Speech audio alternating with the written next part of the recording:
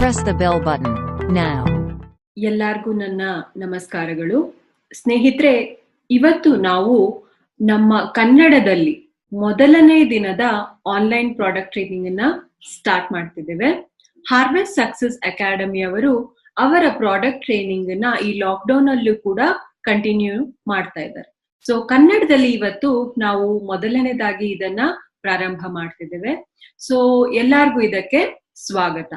ನನ್ನ ಹೆಸರು ಡಾಕ್ಟರ್ ಮಾನಸ Nayak, harvest success ಅಕಾಡೆಮಿಯ ಪ್ರಾಡಕ್ಟ್ ಟ್ರೈನರ್. ಇವತ್ತು ನಾವು ಯಾವ ಪ್ರಾಡಕ್ಟ್ ಬಗ್ಗೆ ತಿಳ್ಕೊಳ್ಳೋದು ಅಂತ ನಿಮ್ಗೆ ಎಲ್ಲಾರ್ಗೂ ಆಲ್ರೆಡಿ ಸ್ಕ್ರೀನ್ ಮೇಲೆ ಗೊತ್ತಾಗ್ತಾ ಇದೆ.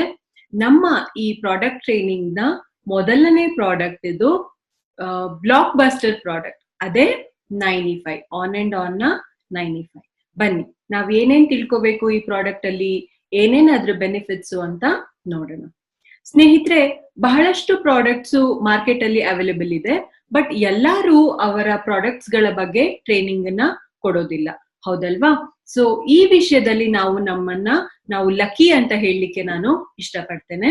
ಯಾಕೆ ಅಂದ್ರೆ ಹಾರ್ವೆಸ್ಟ್ ಸಕ್ಸಸ್ ಅಕಾಡೆಮಿ ಅವರು ಅವರ ಪ್ರಾಡಕ್ಟ್ ಲಾಂಚ್ ಮಾಡಿರೋ ಜೊತೆಗೆ ಆ ಪ್ರಾಡಕ್ಟ್ಸ್ ಗಳ ಬಗ್ಗೆ ಟ್ರೈನಿಂಗ್ ಅನ್ನ ಕೂಡ ಕೊಡ್ತಾ ಇದ್ದಾರೆ. ಯಾಕೆಂದ್ರೆ ಅವರು ನಂಬ್ತಾರೆ knowledge is the key to success ಅಂತ. ಹಾಗಾಗಿ ಅವರು ಅವರ ಎಲ್ಲಾ ಪ್ರಾಡಕ್ಟ್ ಗಳ ಬಗ್ಗೆ ನಮ್ಗೆ ಲರ್ನಿಂಗ್ಸ್ ಅನ್ನ ಕೊಡ್ತಾರೆ. ಹಾಗಾಗಿ ನಾವು ಈ ಟೈಮ್ ಅನ್ನ ಒಳ್ಳೆ ಉಪಯೋಗ ಪಡ್ಕೊಳ್ಳೋಣ. ಸೊ ಯಾರ್ಯಾರು ನಮ್ಮಲ್ಲಿ ಆನ್ಲೈನ್ ಅಲ್ಲಿ ಕನೆಕ್ಟ್ ಆಗಿಲ್ಲ ಫೇಸ್ಬುಕ್ ಅಲ್ಲಿ, ಅವರು ಆನ್ಲೈನ್ ಅಲ್ಲಿ ಕೂಡ ಸಬ್ಸ್ಕ್ರೈಬ್ ಆಗ್ಬೋದು, ಅವರಿಗೆ ನೋಟಿಫಿಕೇಶನ್ ಸಿಗುತ್ತೆ. MI ಲೈಫ್ ಸ್ಟೈಲ್ ಅವ್ರದ್ದು ಬಹಳಷ್ಟು ಬೇರೆ ಬೇರೆ ಬ್ರ್ಯಾಂಡ್ಸ್ ಅವೈಲೇಬಲ್ ಇದೆ. ಆಲ್ಮೋಸ್ಟ್ 6 ಬ್ರ್ಯಾಂಡ್ಸ್ ಅವೈಲೇಬಲ್ ಇದೆ ಮಾರ್ಕೆಟ್ ಅಲ್ಲಿ. ಅದೇ ನಮ್ಮ elements wellness, on and on, Aahar, ನ್ಯೂಸ್ಟರ್, MI ಹೋಮ್ ಮತ್ತೆ ಇಂಡಿಯಾ ಗ್ರೋ. ಬಹಳಷ್ಟು ಬೇರೆ ಬೇರೆ products, health related products, beauty related products, ಆಮೇಲೆ home kitchen related products, agriculture related products, ಇದೆಲ್ಲ ಕೂಡ ಅವೈಲೇಬಲ್ ಇದೆ. ಸ್ನೇಹಿತರೆ, ಮೊದಲನೇದಾಗಿ ನಾವು ನಮ್ಮ ಆನ್ಸೆಸ್ಟರ್ಸ್ ಆಗ್ಲಿ, ನಮ್ಮ ಫೋರ್ ಫಾದರ್ಸ್ ಆಗ್ಲಿ, ನಮ್ಮ ಪೂರ್ವಜರು ಎಷ್ಟು ಆರೋಗ್ಯಕರವಾಗಿ ಬದುಕ್ತಿದ್ರು, ಅಷ್ಟು ಆರೋಗ್ಯಕರವಾಗಿ ನಾವು ಬದುಕ್ತಿದೀವಾ ಅನ್ನೋದು ಮೊದಲನೇ ಪ್ರಶ್ನೆ, ಹೌದಲ್ವಾ? ಸೊ ಈ ಪ್ರಶ್ನೆಗೆ ಏನು ಉತ್ತರ ಅಂತ ನಮ್ಗೆ ಎಲ್ಲಾರ್ಗೂ ಚೆನ್ನಾಗಿ ಗೊತ್ತು. ಖಂಡಿತವಾಗ್ಲೂ ನಾವು ನಮ್ಮ ಆನ್ಸೆಸ್ಟರ್ಸ್, ನಮ್ಮ ಪೂರ್ವಜರು, ತಾತ ಮುತ್ತಾತಂದ್ರು ಎಷ್ಟು ಆರೋಗ್ಯಕರವಾಗಿ ಬದುಕ್ತಿದ್ರು, ಅವರ ಲೈಫ್ ಸ್ಪ್ಯಾನ್ ಎಷ್ಟು ಚೆನ್ನಾಗಿತ್ತು, ಲಾಂಗಿವಿಟಿ ಎಷ್ಟು ಇತ್ತು ಅವ್ರ ಲೈಫ್ ಅಲ್ಲಿ, ಅಷ್ಟು ಆರೋಗ್ಯಕರವಾಗಿ ನಾವು ಬದುಕ್ತಿಲ್ಲ. ಆ ಲೈಫ್ ಸ್ಪ್ಯಾನ್ ಕೂಡ ನಮ್ಮಲ್ಲಿ ಇಲ್ಲ. ಯಾಕೆ ರೀಸನ್ನು, ಏನು ಇದಕ್ಕೆ ಕಾರಣ ಅಂತ ಹೇಳಿದ್ರೆ, ಅದಕ್ಕೆ ಕಾರಣ ಬಂದು ಈಗಿನ ಕಾಲದಲ್ಲಿ ಇರೋಂಥ ಪೊಲ್ಯೂಷನ್ ಆಗಿರ್ಬೋದು, ಹೊಸ ಹೊಸ ಬ್ಯಾಕ್ಟೀರಿಯಾ ವೈರಸ್ಗಳಾಗಿರ್ಬೋದು, ಅಥವಾ ಪೌಷ್ಟಿಕಾಂಶತೆ ಇರೋ ಅಂತ ಆಹಾರಗಳು ಎಷ್ಟಿದೆ, ನಮ್ಮ ಆಹಾರದಲ್ಲಿ ಪೌಷ್ಟಿಕಾಂಶತೆ ಕಡಿಮೆ ಇರೋದು ಕೂಡ ಒಂದು ರೀಸನ್, ಹೌದಲ್ವಾ? ಹೇಗೆ ನಾವು ಸೇವನೆ ಮಾಡೋ ಗಾಳಿ ದೂಷಿತ ಆಗಿದೆ, ನಾವು ಸೇವನೆ ಮಾಡುವಂತಹ ಆಹಾರ, ಹಣ್ಣಾಗಿರ್ಬೋದು, ಹಾಲು, ತರಕಾರಿಗಳಾಗಿರ್ಬೋದು, ಎಲ್ಲದು ಕಲುಷಿತ ಆಗಿದೆ, ಹೌದಲ್ವಾ? ಯಾಕೆಂದ್ರೆ ಬಹಳಷ್ಟು ಬೇರೆ ಬೇರೆ ಸ್ಟ್ರಾಂಗ್ ಪೆಸ್ಟಿಸೈಡ್ಸ್ ಯೂಸ್ ಮಾಡುವಂಥದ್ದು ಅವರ ಕ್ರಾಪ್ ಈಳಿಗೆ ಆಗ್ಲಿಕ್ಕೆ ಅಥವಾ ಚೆನ್ನಾಗಿ ಗ್ರೋ ಆಗ್ಲಿಕ್ಕೆ. ಆಮೇಲೆ ಬಹಳಷ್ಟು ಫರ್ಟಿಲೈಸರ್ಸ್, ಬಹಳ ಬೇರೆ ಬೇರೆ ಕೆಟ್ಟ ಫರ್ಟಿಲೈಸರ್ಸ್ ಯೂಸ್ ಮಾಡುವಂಥದ್ದು, ಮತ್ತೆ ದೂಷಿತ ಮಾಡುವಂಥದ್ದು. ಇದರಿಂದ ಎಲ್ಲ ಏನಾಗತ್ತೆ, ಹೊಸ ಹೊಸ ಬ್ಯಾಕ್ಟೀರಿಯಾಗಳು ಉತ್ಪನ್ನ ಆಗುತ್ತೆ, ಹೊಸ ಹೊಸ ವೈರಸ್ಗಳು ಉತ್ಪನ್ನ ಆಗ್ತಾ ಇದೆ. ಹಾಗಾಗಿ ಈ ನಮ್ಮ ಈಗಿನ ಲೈಫ್ ಸ್ಟೈಲ್ ಅಲ್ಲಿ ನಮ್ಮ ಜೀವನ ಬಹಳ ಕಷ್ಟ ಆಗಿರುವಂಥದ್ದು. ಇದಕ್ಕೆಲ್ಲ ತಡೆಗಟ್ಟದ್ ಹೇಗೆ, ಈ ಬ್ಯಾಕ್ಟೀರಿಯಾ ವೈರಸ್ಗಳನ್ನೆಲ್ಲ ದೂರ ಮಾಡಿ ನಾವು ನಮ್ಮ ಆರೋಗ್ಯವನ್ನ ಹೇಗೆ ಕಾಪಾಡ್ಕೋಬೇಕು ಅಂತ ಹೇಳಿದ್ರೆ, ಅದು ಕಾಪಾಡ್ಲಿಕ್ಕೆ ನಮ್ಮ ಇಡೀ ಶರೀರದಲ್ಲಿ ಅಥವಾ ಈಚ್ ಇಂಡಿವಿಜುವಲ್ ಅಲ್ಲಿ ಇರೋ ಅಂಥದ್ದೇ ಇಮ್ಯೂನ್ ಸಿಸ್ಟಮ್. ಏನಿದು ಇಮ್ಯೂನ್ ಸಿಸ್ಟಮ್ ಅಂತ ಹೇಳಿದ್ರೆ, ನಮ್ಮ ಎಲ್ಲರ ಬಾಡಿನಲ್ಲಿ ಯಾವಾಗ್ಲೂ ಒಂದು ಡಾಕ್ಟರ್ ಇರ್ತಾರೆ, ಅದೇ ಆ ಇಮ್ಯೂನ್ ಸಿಸ್ಟಮ್. ಅಂದ್ರೆ ನಮ್ಮ ಈಚ್ ಇಂಡಿವಿಜುವಲ್ ಅಲ್ಲಿ ಒಂದು ರೋಗ ನಿರೋಧಕ ಶಕ್ತಿ ಇರುತ್ತೆ ಎಲ್ಲರಲ್ಲೂ, ಅದೇ ಒಂದು ಇಮ್ಯೂನ್ ಸಿಸ್ಟಮ್ ಅಂತ ಹೇಳ್ತೇವೆ. ಹೇಗೆ ಇವಾಗ ಒಂದು ಎಕ್ಸಾಂಪಲ್ ಅಂತ ತಗೊಂಡ್ರೆ, ಯಾವ್ದೋ ಒಂದು ಡೆಡ್ ಬಾಡಿ ಇರುತ್ತೆ ಅನ್ಕೊಳ್ಳಿ, ಅದಕ್ಕೆ ಜೀವ ಇರೋದಿಲ್ಲ, ಅದಕ್ಕೆ ಉಸಿರಾಡ್ಲಿಕ್ಕೆ ಜೀವ ಇರೋದಿಲ್ಲ, ಅದ್ರಲ್ಲಿ ಏನೇ ಒಂದು ಅಂಶ ಇರೋದಿಲ್ಲ, ಜೀವಾಂಶ ಇರೋದಿಲ್ಲ. ಅವಾಗ ಅದಕ್ಕೆ ಯಾವುದೇ ಒಂದು ಬ್ಯಾಕ್ಟೀರಿಯಾ ಬರುವಂತದ್ದು, ಆ ಬಾಡಿ ಡಿಕೆ ಆಗುವಂತದ್ದನ್ನೆಲ್ಲ ನಾವು ನೋಡಿದ್ದೇವೆ. ಅದೇ ನೀವು ಒಬ್ಬ ಮನುಷ್ಯ, ಜೀವಂತವಾಗಿರೋ ಮನುಷ್ಯನ ಕಂಪೇರ್ ಮಾಡಿದ್ರೆ ನಮ್ಮಲ್ಲಿ ಜೀವ ಇದೆ, ನಮ್ ಸೆಲ್ಸ್ ಎಲ್ಲ ಆಕ್ಟಿವ್ ಆಗಿದೆ, ನಮ್ ಸೆಲ್ಸ್ ಎಲ್ಲ ದಲ್ಲಿ ಜೀವ ಇರೋವಂಥದ್ದು. ಸೊ ಅವಾಗ ಏನಾಗುತ್ತೆ, ಆ ಬ್ಯಾಕ್ಟೀರಿಯಾ ಆಗ್ಲಿ ವೈರಸ್ ಆಗ್ಲಿ ನಮ್ಮ ಬಾಡಿನ ಅಟ್ಯಾಕ್ ಮಾಡ್ತಾ ಇದೆ ಅಂತ ಹೇಳಿದ್ರೆ ಅದನ್ನ ತಡೆಗಟ್ಟುವ ಶಕ್ತಿ ನಮ್ಮಲ್ಲಿ ಇರುವಂತದ್ದು, ಹೌದಲ್ವಾ? ಸೊ ಅದೇ ನಮ್ಮ ಇಮ್ಯೂನ್ ಸಿಸ್ಟಮ್. ಆ ರೋಗ ಏನಾದ್ರೂ ಬರ್ತಾ ಇದೆ ಅಥವಾ ಬ್ಯಾಕ್ಟೀರಿಯಾ, ವೈರಸ್, ಫಂಗಸ್ ಎಂಟ್ರಿ ಆಗ್ತಾ ಇದೆ ನಮ್ಮ ಶರೀರದಲ್ಲಿ ಅಂದ್ರೆ ಅದನ್ನ ತಡೆಗಟ್ಟುವ ಶಕ್ತಿ, ಆ ರೋಗವನ್ನ ನಿರೋಧ ಮಾಡುವ ಅಥವಾ ತಡೆಗಟ್ಟುವ ಶಕ್ತಿಯನ್ನ ನಾವು ರೋಗ ನಿರೋಧಕ ಶಕ್ತಿ ಅಂತ ಹೇಳ್ತೇವೆ. ಸೊ ಇವಾಗ ಇದು ಯಾವಾಗ್ಲೂ ಅಟೆಂಟಿವ್ ಆಗೇ ಇರುತ್ತೆ ನಮ್ಮ ಶರೀರದಲ್ಲಿ. ಒಂದೊಂದ್ಸಲ ಏನಾಗುತ್ತೆ ಅಂತ ಹೇಳಿದ್ರೆ, ನಾವು ಯಾವಾಗ ನಮ್ಮ ಲೈಫ್ ಸ್ಟೈಲ್ ಚೇಂಜಸ್ ಮಾಡ್ಕೋತೇವೆ ಅಥವಾ ಕೆಟ್ಟ ಕೆಟ್ಟ ಹ್ಯಾಬಿಟ್ಸ್ ಗೆ ಈಡಾಗ್ತೇವೆ, ಡ್ರಿಂಕಿಂಗ್ ಆಗಿರ್ಬೋದು, ಸ್ಮೋಕಿಂಗ್ ಆಗಿರ್ಬೋದು, ಅಥವಾ ಪೊಲ್ಯೂಟೆಡ್ ಎನ್ವಿರಾನ್ಮೆಂಟ್ ಅಲ್ಲಿ ಇರುವಂತದ್ದು, ಬಹಳ ಸ್ಟ್ರೆಸ್ಫುಲ್ ಲೈಫ್ ಅಲ್ಲಿ ಇರುವಂತದ್ದು, ಪೌಷ್ಟಿಕಾಂಶತೆ ಕಡಿಮೆ ಇರುವಂತ ಆಹಾರ ಸೇವನೆ ಮಾಡೋದು, ಬಹಳ ಹೊರಗಡೆ ತಿನ್ನುವಂಥದ್ದು, ಎಣ್ಣೆಯಲ್ಲಿ ಕರ್ದಿರುವಂತ ಪದಾರ್ಥಗಳು ತಿನ್ನುವಂಥದ್ದು ಅಂತ ಪ್ರಾಕ್ಟೀಸಸ್ ಯಾವಾಗ ನಾವು ಮಾಡ್ಕೋತೇವೆ ಅವಾಗ ಈ ಇಮ್ಯೂನ್ ಸಿಸ್ಟಮ್, ರೋಗ ನಿರೋಧಕ ಶಕ್ತಿ ನಮ್ಮ ಶರೀರದಲ್ಲಿ ಕಡಿಮೆ ಆಗುವಂಥದ್ದು. ಸೊ ಆ ಕಾರಣದಿಂದ ನಮ್ಗೆ ಬಹಳಷ್ಟು ಡಿಸೀಸಸ್ ಬರುವಂಥದ್ದು. ಇವಾಗ ನೀವು ಟಿವಿನಲ್ಲಿ ಅಥವಾ ವಾಟ್ಸ್ಆಪ್ ಅಲ್ಲಿ ಎಲ್ಲ ಆಡ್ ನೋಡ್ತಾ ಇದ್ದೀರಾ, ಹೌದಲ್ವಾ? ಈ COVID-19ಗೆ ಅಥವಾ ಕೊರೋನಾಗೆ ನಾವು ಎಚ್ಚೆತ್ಕೋಬೇಕು ಅಂತ ಹೇಳಿದ್ರೆ ಅಥವಾ ತಡೆಗಟ್ಟಬೇಕು ಅಂತ ಹೇಳಿದ್ರೆ ನಿಮ್ಮ ಇಮ್ಯೂನ್ ಸಿಸ್ಟಮ್ ಅನ್ನ ಜಾಸ್ತಿ ಮಾಡ್ಕೊಳ್ಳಿ, ಈ ಕಷಾಯ ತಗೊಳ್ಳಿ, ನಿಮ್ಮ ಇಮ್ಯೂನ್ ಸಿಸ್ಟಮ್ ಜಾಸ್ತಿ ಆಗತ್ತೆ, ಅಥವಾ ಈ ತರ ಏನಾದ್ರೂ ಒಂದು ಕಾಂಬಿನೇಷನ್ ಅಲ್ಲಿರುವಂತ ಮೆಡಿಸಿನ್ಸ್ ನ ಎಲ್ಲ ಪ್ರಿಸ್ಕ್ರೈಬ್ ಮಾಡ್ತಾ ಇದ್ದಾರೆ. ಬೇರೆ ಬೇರೆ ತರದ ಅಡ್ವರ್ಟೈಸ್ಮೆಂಟ್ಸ್ ಎಲ್ಲ ನಾವು ನೋಡ್ತಾ ಇದ್ದೇವೆ. ಸೊ ಇದರಿಂದ ಏನಾಗುತ್ತೆ, ನಮ್ಮಲ್ಲಿ ಆ ರೋಗ ನಿರೋಧಕ ಶಕ್ತಿ ಜಾಸ್ತಿ ಆಗುವಂಥದ್ದು. ನಾವು ಆ ಕೊರೋನಾ ಬರ್ತಾ ಇದೆ ಅಂತ ಹೇಳಿದ್ರೆ ಅಥವಾ ಕೋವಿಡ್ ಯಾರಿಗಾದ್ರೂ ಬಂದಿದೆ ಅಥವಾ ಬರೋ ಚಾನ್ಸಸ್ ಇದೆ ಅಂತ ಯಾವಾಗ ಹೇಳ್ತೇವೆ, ಆ ರೋಗವನ್ನ ತಡೆಗಟ್ಟುವ ಶಕ್ತಿ ನಮ್ಮ ಶರೀರದಲ್ಲಿ ಇನ್ಕ್ರೀಸ್ ಮಾಡ್ಕೊಳ್ಳುವಂಥದ್ದು. ಹೇಗೆ ಬೇರೆ ಬೇರೆ ಕಾರಣಗಳಿದೆ ಈ ಇಮ್ಯೂನ್ ಸಿಸ್ಟಮ್ ಕಡಿಮೆ ಆಗ್ಲಿಕ್ಕೆ ಅಂತ ಹೇಳಿದ್ರೆ, ಒಂದು ಬಹಳ ಮುಖ್ಯವಾದ ಕಾರಣ ಅಂತ ಹೇಳಿದ್ರೆ ಸ್ಟ್ರೆಸ್. ಸ್ಟ್ರೆಸ್ ಇಂದ ಏನಾಗುತ್ತೆ, ನಮ್ಮ ಶರೀರದಲ್ಲಿ ಹಾರ್ಮೋನಲ್ ಇಂಬ್ಯಾಲೆನ್ಸ್ ಆಗುವಂಥದ್ದು, ನಾವು ಟೈಮ್ಗೆ ಕರೆಕ್ಟ್ ಆಗಿ ಊಟ ಮಾಡಲ್ಲ ಅಥವಾ ಪೌಷ್ಟಿಕಾಂಶತೆ ಇರುವಂತ ಆಹಾರ ಸೇವನೆ ಮಾಡಲ್ಲ, ಬಹಳ ಯೋಚನೆ ಮಾಡುವಂಥದ್ದು, ಆಂಗ್ಸೈಟಿ, ಡಿಪ್ರೆಷನ್ಗೆ ಹೋಗುವಂಥದ್ದು. ಸೊ ನಮ್ಮ ವರ್ಕ್ ಪ್ರೊಡಕ್ಟಿವಿಟಿ 100% ಇರೋದಿಲ್ಲ, ಬಹಳ ಇನ್ಆಕ್ಟಿವ್ ಆಗ್ತೀವಿ ಸ್ಟ್ರೆಸ್ ಎಲ್ಲ ಇತ್ತು ಅಂತ ಹೇಳಿದ್ರೆ, ಹೌದಲ್ವಾ? ಅವಾಗ ನಮ್ಮ ಇಮ್ಯೂನ್ ಸಿಸ್ಟಮ್ ಕಡಿಮೆ ಆಗುವಂಥದ್ದು. ಬಹಳ ಎಣ್ಣೆಲಿ ಕರೆದಿರುವಂತ ಪದಾರ್ಥಗಳು ಸೇವನೆ ಮಾಡುವಂಥದ್ದು, ಆಮೇಲೆ ಹೊರಗಡೆ ಊಟ ಮಾಡೋದು, ಪೌಷ್ಟಿಕಾಂಶತೆ ಇಲ್ಲ ಆಹಾರದಲ್ಲಿ ಜಾಸ್ತಿ ಅಂತ ಆಹಾರ ಸೇವನೆ ಮಾಡೋದ್ರಿಂದ, ರೆಫ್ರಿಜರೇಟೆಡ್ ಫುಡ್ಸ್ ತಗೊಳ್ಳೋದ್ರಿಂದ ಇಮ್ಯೂನ್ ಸಿಸ್ಟಮ್ ಕಡಿಮೆ ಆಗುತ್ತೆ. ಬಹಳಷ್ಟು ಬೇರೆ ಬೇರೆ ತರಹದ ಡ್ರಗ್ಸ್ ಅಥವಾ ಮೆಡಿಸಿನ್ಸ್ ನ ತಗೊಳ್ಳುವಂಥದ್ದು, ಲಾಂಗರ್ ಡ್ಯೂರೇಷನ್ ಅಲ್ಲಿ ನಾವು ಯಾವುದೇ ಮೆಡಿಕೇಶನ್ ತಗೊಂಡಾಗ್ಲೂ ಕೂಡ ನಮ್ಗೆ ಅದು ಎಫೆಕ್ಟ್ ಆಗುವಂಥದ್ದು. ಹೇಗೆ ಅಂತ ಹೇಳಿದ್ರೆ, ಬಹಳ ಈ ಮೆಡಿಸಿನ್ಸ್ ಯಾವಾಗ ಸ್ಟ್ರಾಂಗ್ ಇರುತ್ತೆ ಅಥವಾ ಲಾಂಗರ್ ಡ್ಯೂರೇಷನ್ ಅಲ್ಲಿ ತಗೋತಾ ಇರ್ತೀವಿ, ಅದು ಲಿವರ್ ಮೇಲೆ ಎಫೆಕ್ಟ್ ಆಗುವಂಥದ್ದು ಅಥವಾ ನಮ್ಮ ಡೈಜೆಸ್ಟಿವ್ ಟ್ರ್ಯಾಕ್ಟ್ಗೆ ಎಫೆಕ್ಟ್ ಆಗುವಂಥದ್ದು. ಕೆಲವೊಬ್ರು ಬಹಳ ಸೆನ್ಸಿಟಿವ್ ಇರ್ತಾರೆ, ಯಾವುದೇ ಒಂದು ಚಿಕ್ಕ ತಲೆನೋವಾಗ್ಲಿ, ಜ್ವರ ಬಂದಾಗ ಅಥವಾ ನೆಗಡಿ, ಕೆಮ್ಮು ಬಂದಾಗ ಯಾವುದೇ ತರಹದ ಕಾಯಿಲೆನು ಸ್ವಲ್ಪದಲ್ಲೇ ತಡ್ಕೊಳ್ಳೋ ಶಕ್ತಿ ಇರೋದಿಲ್ಲ ಕೆಲವೊಬ್ರು. ನೀವ್ ನೋಡಿದಿರಾ ಅಲ್ವಾ, ಅಥವಾ ಕೇಳಿರ್ತೀರಾ, ಚಿಕ್ಕದಾಗಿ ತಲೆನೋವು ಸ್ಟಾರ್ಟ್ ಆಗ್ತಾ ಇದೆ ಅಂದ ತಕ್ಷಣ ಯಾವುದೇ ಒಂದು ಮೆಡಿಸಿನ್ ತಗೊಳ್ಳುವಂಥದ್ದು. ಹಾಗೆ ಅನ್ಪ್ರಿಸ್ಕ್ರೈಬ್ಡ್ ಅಥವಾ ಯಾವುದೇ ಒಂದು ಕನ್ಸಲ್ಟೇಷನ್ ಮಾಡ್ದಿರೇ ಡಾಕ್ಟರ್ ಹತ್ರ ಯಾವಾಗ ನಾವು ಟ್ರೀಟ್ಮೆಂಟ್ ಸೆಲ್ಫ್ ಮೆಡಿಕೇಶನ್ ಮಾಡ್ಕೋತೀವಿ ಅವಾಗ ಕೂಡ ಅದು ಹಾರ್ಮ್ಫುಲ್ ಆಗುವಂಥದ್ದು. ಯಾವಾಗ ನಾವು ಬ್ಯಾಡ್ ಹ್ಯಾಬಿಟ್ಸ್ ಗೆ, ಡ್ರಿಂಕಿಂಗು, ಸ್ಮೋಕಿಂಗ್ ತರ ಅಡಿಕ್ಟ್ ಆಗ್ತೀವಿ, ಅವಾಗ ನಮ್ಮ ಲಂಗ್ ಫಂಕ್ಷನಿಂಗು ಅಥವಾ ಲಂಗ್ ಕೆಪಾಸಿಟಿ ಕಡಿಮೆ ಆಗುವಂಥದ್ದು, ಲಿವರ್ ಕರೆಕ್ಟ್ ಆಗಿ ಕೆಲಸ ಮಾಡ್ದಲೇ ಇರುವಂಥದ್ದು, ಈ ಪ್ರಾಬ್ಲಮ್ಸ್ ಅನ್ನೆಲ್ಲ ನಾವು ಫೇಸ್ ಮಾಡ್ತೇವೆ. ಪೊಲ್ಯೂಟೆಡ್ ಎನ್ವಿರಾನ್ಮೆಂಟ್ ಇವಾಗೆಲ್ಲ ಎಲ್ಲಾರ್ಗೂ ಗೊತ್ತು. ಯಾವಾಗ ಜಾಸ್ತಿ ವೆಹಿಕಲ್ಸ್ ಇದೆ ರೋಡ್ ಅಲ್ಲಿ, ಮುಂಚೆ ಎಲ್ಲ ಇಷ್ಟು ಫ್ಯಾಕ್ಟ್ರೀಸ್ ಇರ್ತಾ ಇರ್ಲಿಲ್ಲ, ಇಷ್ಟು ಸ್ಮೋಕ್ ಇರ್ತಾ ಇರ್ಲಿಲ್ಲ, ರೋಡ್ ಮೇಲೆ ಇಷ್ಟು ಗಾಡಿಗಳು ಇರ್ತಾ ಇರ್ಲಿಲ್ಲ. ಇವಾಗ ಕೋವಿಡ್ ಆಗಿರೋದ್ರಿಂದ ಸ್ವಲ್ಪ ಮಟ್ಟಿಗೆ ಅದು ಎನ್ವಿರಾನ್ಮೆಂಟಲ್ ಪೊಲ್ಯೂಷನ್ ಅಥವಾ ಏರ್ ಪೊಲ್ಯೂಷನ್ ಕಡಿಮೆ ಆಗಿರ್ಬೋದು. ಬಟ್ ಹಿಂದಿನ ಕಾಲದಲ್ಲೆಲ್ಲ ಇಷ್ಟು ಪೊಲ್ಯೂಷನ್ ಇರ್ತಾ ಇರ್ಲಿಲ್ಲ, ಆರೋಗ್ಯಕರವಾಗಿ ಅವರು ಜೀವನ ಮಾಡ್ತಾ ಇದ್ರು, ಹೌದಲ್ವಾ? ಸೊ ಈಗಿನ ಲೈಫ್ ಸ್ಟೈಲೇ ಅದಕ್ಕೆ ಕಾರಣ ಆಗಿರುವಂಥದ್ದು. ಅದರಿಂದ ನಮ್ಮ ಇಮ್ಯೂನ್ ಸಿಸ್ಟಮ್ ಕಡಿಮೆ ಆಗ್ತಿರುವಂಥದ್ದು. ಇನ್ಅಡಿಕ್ವೇಟ್ ಸ್ಲೀಪ್ ಅಂತ ಹೇಳ್ತೇವೆ. ಯಾವಾಗ ನಾವು ಕರೆಕ್ಟ್ ಆಗಿ ನಿದ್ದೆ ಮಾಡೋದಿಲ್ಲ, ನಮ್ಗೆ ಎಷ್ಟು ಗಂಟೆಗಳ ಕಾಲ 6-7 ಅವರ್ಸ್ ಏನು ಅಡಿಕ್ವೇಟ್ ಸ್ಲೀಪ್ ಬೇಕು, ಆ ಸ್ಲೀಪು ನಮ್ಮಲ್ಲಿ ಆಗ್ದಲೇ ಇರುವಂತದ್ದು. ಸೊ ಸ್ಲೀಪ್ ಡಿಪ್ರೈವೇಶನ್ ಇಂದ ಕೂಡ ಹಾರ್ಮೋನಲ್ ಇಂಬ್ಯಾಲೆನ್ಸ್ ಆಗುವಂಥದ್ದು ಅಥವಾ ವರ್ಕ್ ಪ್ರೊಡಕ್ಷನ್ 100% ಆಗೋದಿಲ್ಲ. ಅಂತ ಟೈಮಲ್ಲೂ ಕೂಡ ನಮ್ಮ ಇಮ್ಯೂನ್ ಸಿಸ್ಟಮ್ ಕಡಿಮೆ ಆಗುವಂಥದ್ದು. ಇನ್ಆಕ್ಟಿವ್ನೆಸ್ ಅಂತ ಹೇಳ್ತೇವೆ, ಅಂದ್ರೆ ತುಂಬಾ ಎಕ್ಸಸೈಸ್ ಮಾಡೋದಿಲ್ಲ ಅಥವಾ ಏನೇ ಒಂದು ಆಕ್ಟಿವ್ನೆಸ್ ಇರೋದಿಲ್ಲ, ಯಾವಾಗ್ಲೂ ಲೆಥರ್ಜಿಕ್ ಆಗಿ ಇರ್ತಾರೆ, ಟಯರ್ಡ್ ಆಗಿ ಇರ್ತಾರೆ, ಫ್ಯಾಟಿಗ್ನೆಸ್ ಇರುತ್ತೆ, ಬಹಳ ಸೋಮಾರಿತನದಲ್ಲಿ ಜೀವನ ಸಾಗಿಸ್ತಿರ್ತಾರೆ. ಅಂತವರಲ್ಲಿ ಕೂಡ ನಾವು ಲೆಸ್ ಇಮ್ಯುನಿಟಿನ ನೋಡ್ತೇವೆ. ಡಿಹೈಡ್ರೇಷನ್ ಅನ್ನೋದು ಕೂಡ ಒಂದು ಲೋ ಇಮ್ಯುನಿಟಿಗೆ ಒಂದು ರೀಸನ್ ಆಗುತ್ತೆ. ಯಾಕೆ ಅಂತ ಹೇಳಿದ್ರೆ, ನಮ್ಮ ಶರೀರಕ್ಕೆ ಎಷ್ಟು ನೀರು ಬೇಕು ಅಷ್ಟನ್ನ ನಾವು ಸೇವನೆ ಮಾಡ್ಬೇಕು.